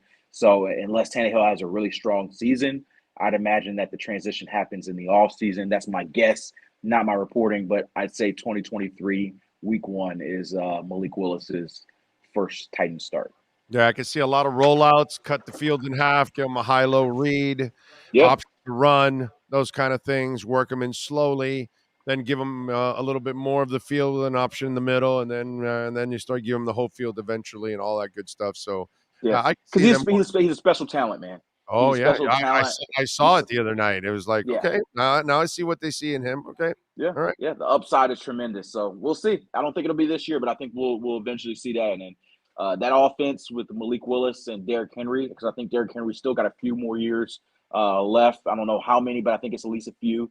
But I think that offense, it could be fun. It'll remind me, I think that, I don't know if he's the same as Lamar, but the Ravens-style offense that they've been able to run for a very long period of time, I think that ideally once Malik is there, that's something that the Titans would try to run, something similar with Malik. How's his passing? Is he consistent with his accuracy, or is that erratic? So he has some spurts. He has spurts of consistency. He has a tremendous arm strength. Like he has a great arm talent. I think the thing for him is the decision making. And the decision-making more than the accuracy. I don't think that he's an inaccurate quarterback. Yeah, the accuracy needs some work, but I think more than anything, it's you got to make a quick decision, not hold on to the ball for 4 seconds in the pocket, because it's just not going to work in the NFL. And so I think he has to see things a little faster, which happens through time, and get his accuracy and his feet to match up a little bit better. But I don't think you're breaking him down to scratch and restarting him as a passer. I don't think he's that far away. All right. Follow him on Twitter at Cameron Wolf and catch his work there at the NFL Network. And you can catch him doing his thing here with the KSDT CPA Miami Dolphins and NFL Report. Cam, as always, thank you, my brother. Appreciate you. Yes, sir. Appreciate y'all.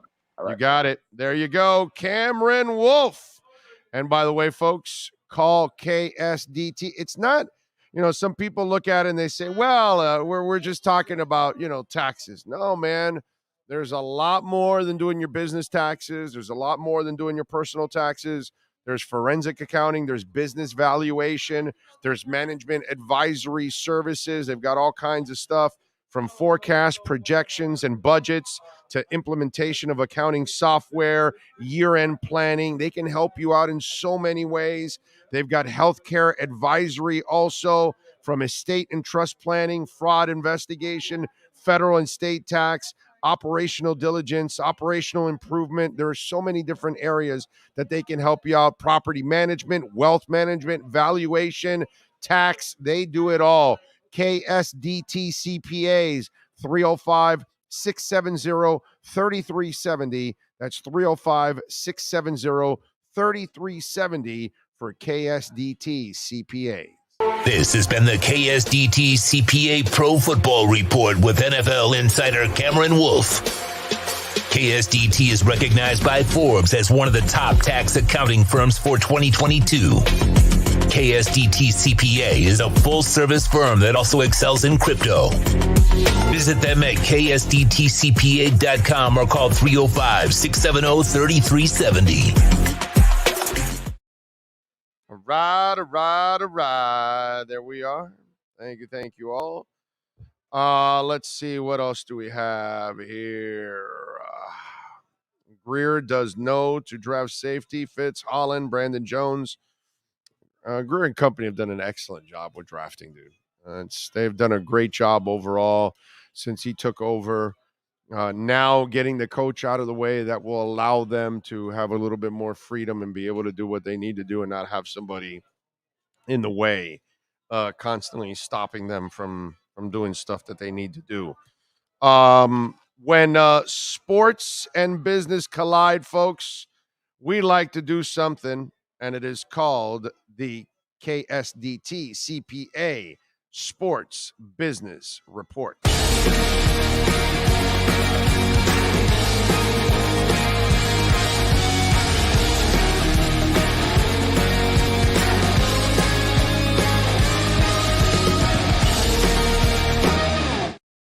Barstool Sports, man, they have become an absolute power as a platform, because that's what it's all about. It ain't about radio stations anymore. It's about platforms. Penn Entertainment now has exercised its right to purchase the chunk of Barstool Sports that isn't already owned. According to the SEC filing on Wednesday, the company formerly known as Penn National Gaming will have paid $550 million over a 3-year period to acquire all of Barstool's outstanding shares, a process expected to conclude in February. Penn will pay $325 million for the half of Barstool it didn't already own. Penn first purchased 36% of Barstool in February 2020 and announced another SEC filing that had purchased another 14 for $62 million. As part of the original deal, Penn had the option to acquire the entire company, founded by Dave Portnoy in 2003. You think Dave's making a little money? Damn, they're coming off a record quarter and generating $1.6 billion. It's a hell of a deal right there, man. And I got to give Dave, a ton of credit, whether you like their programming or not. And I think they have a lot of fun with their programming. There's no doubt about it. And he's done a marvelous job of being able to market and get his name out there and doing all kinds of crazy shit. You got to love it, man. That's the beauty of being an American. It is that you can do whatever you want.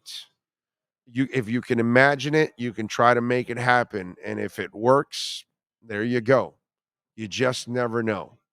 And what a credit that he's been able to create that platform with Barstool. And then it's so big, it gets his own spot on Sirius. I still think they're on Sirius, right? I'm pretty sure. They've got to be still on Sirius. I think they have their own channel and everything on Sirius.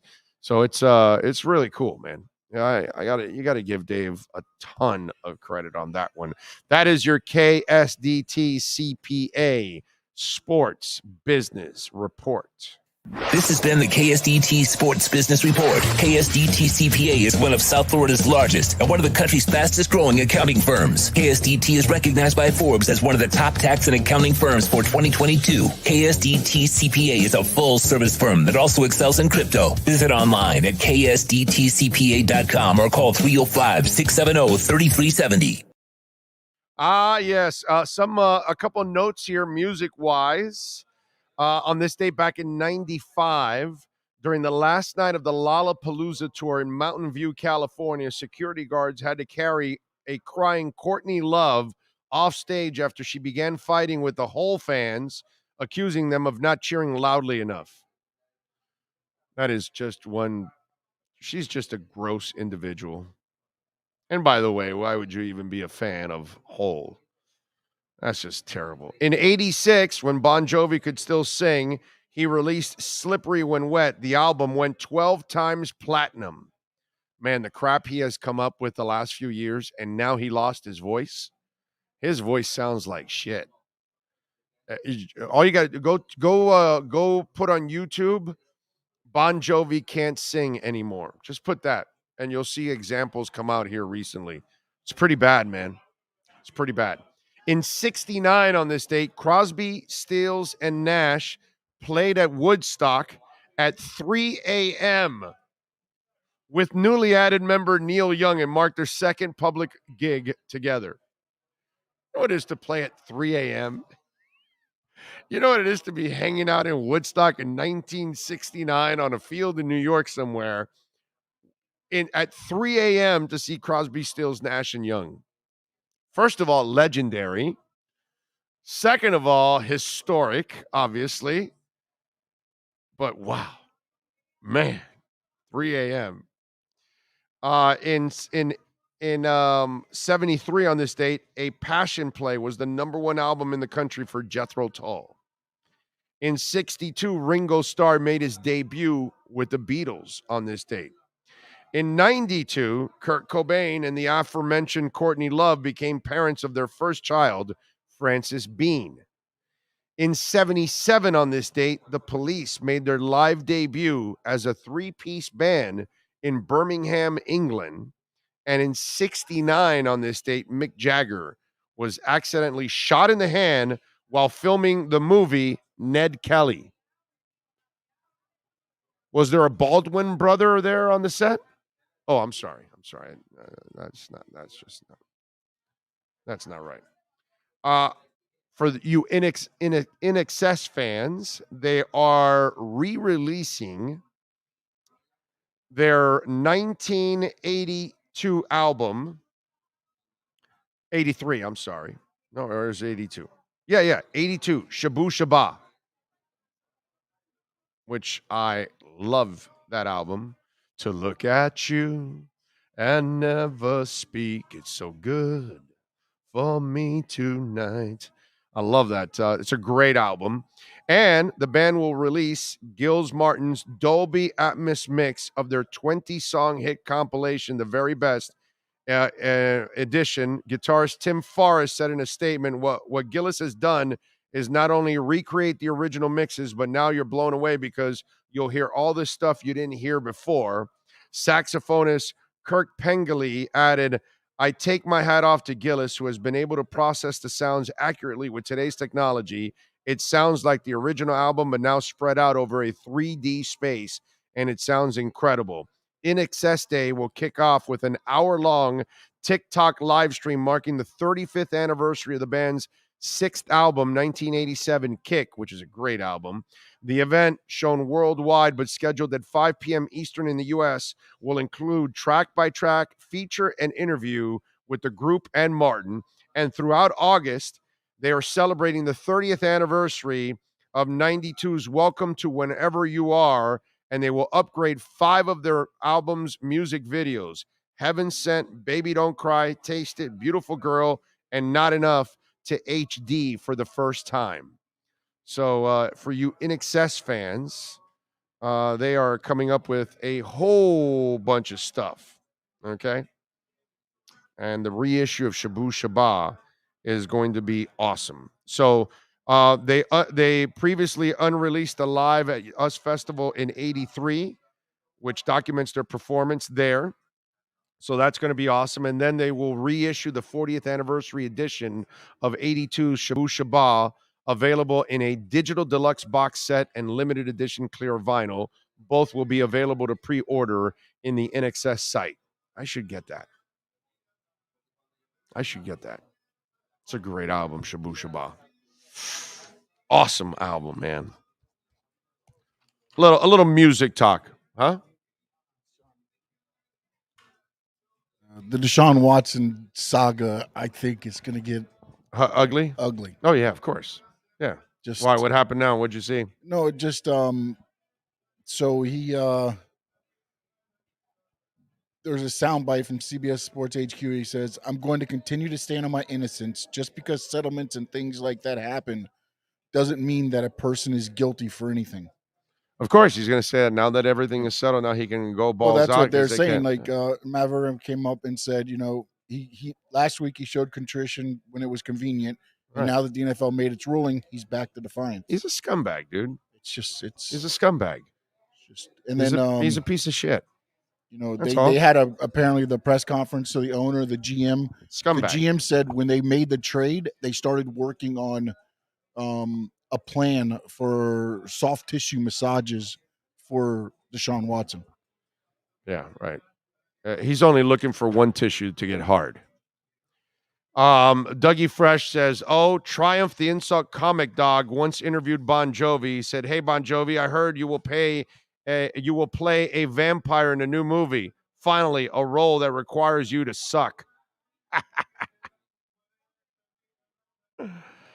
I love Triumph the Insult Comic Dog. That is one great gig right there. So, it is what it is. What else do we have? No, the Waddle thing, I don't know what it is, but I don't think it's something super serious or anything like that. So I'm not going to overreact on the Waddle thing at this point in time. All right, folks, it is time to wrap it up here on the show. We are out here at Hialeah Park, and we thank all the great people, the Brunetti family, always fantastic. Frank Fiore, we love him as always. Steve Calabro, looking forward to seeing Steve again, man. And his wise guy picks every week. And we will have our pick, by the way, next tomorrow. Our liquor split matchup of the night. We will have it tomorrow. Bears Seahawks on tonight. Yeah, I forgot about that. But it's preseason, so you'll watch it for a couple minutes, and the Dolphins, I will watch all 4 quarters. I can't tell you that I'm watching everybody else's game all 4 quarters because I don't care about their teams that much. I care about my Dolphins. You know what I mean? So I'm going to watch every second of a Dolphins game. That's why. Imagine the conversation between Watson and his girlfriend. His girlfriend must not care, dude. That must not bother her. She knows what he is. I mean, she's there for the ride. She knows what he is. You know what he is. I know what he is. The NFL knows what he is, but they don't care. All right, Sean Stanley, who masters everything. We can't do it without him every single day. The C-Man also working behind the scenes. Alan Poupar, we thank. Oh, we'll see him on Saturday or maybe tomorrow. I don't know.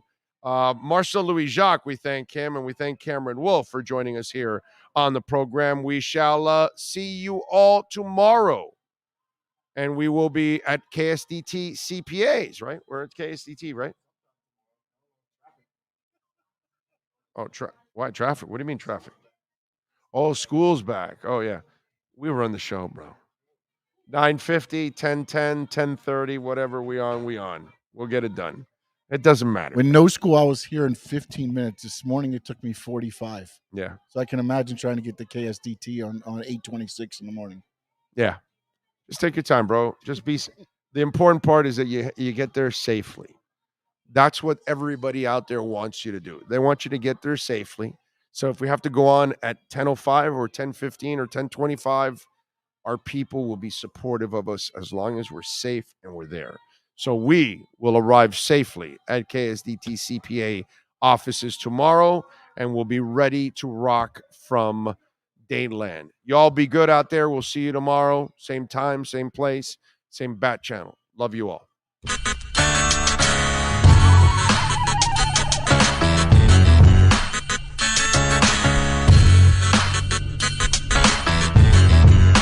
This is the Big O Show. This Show.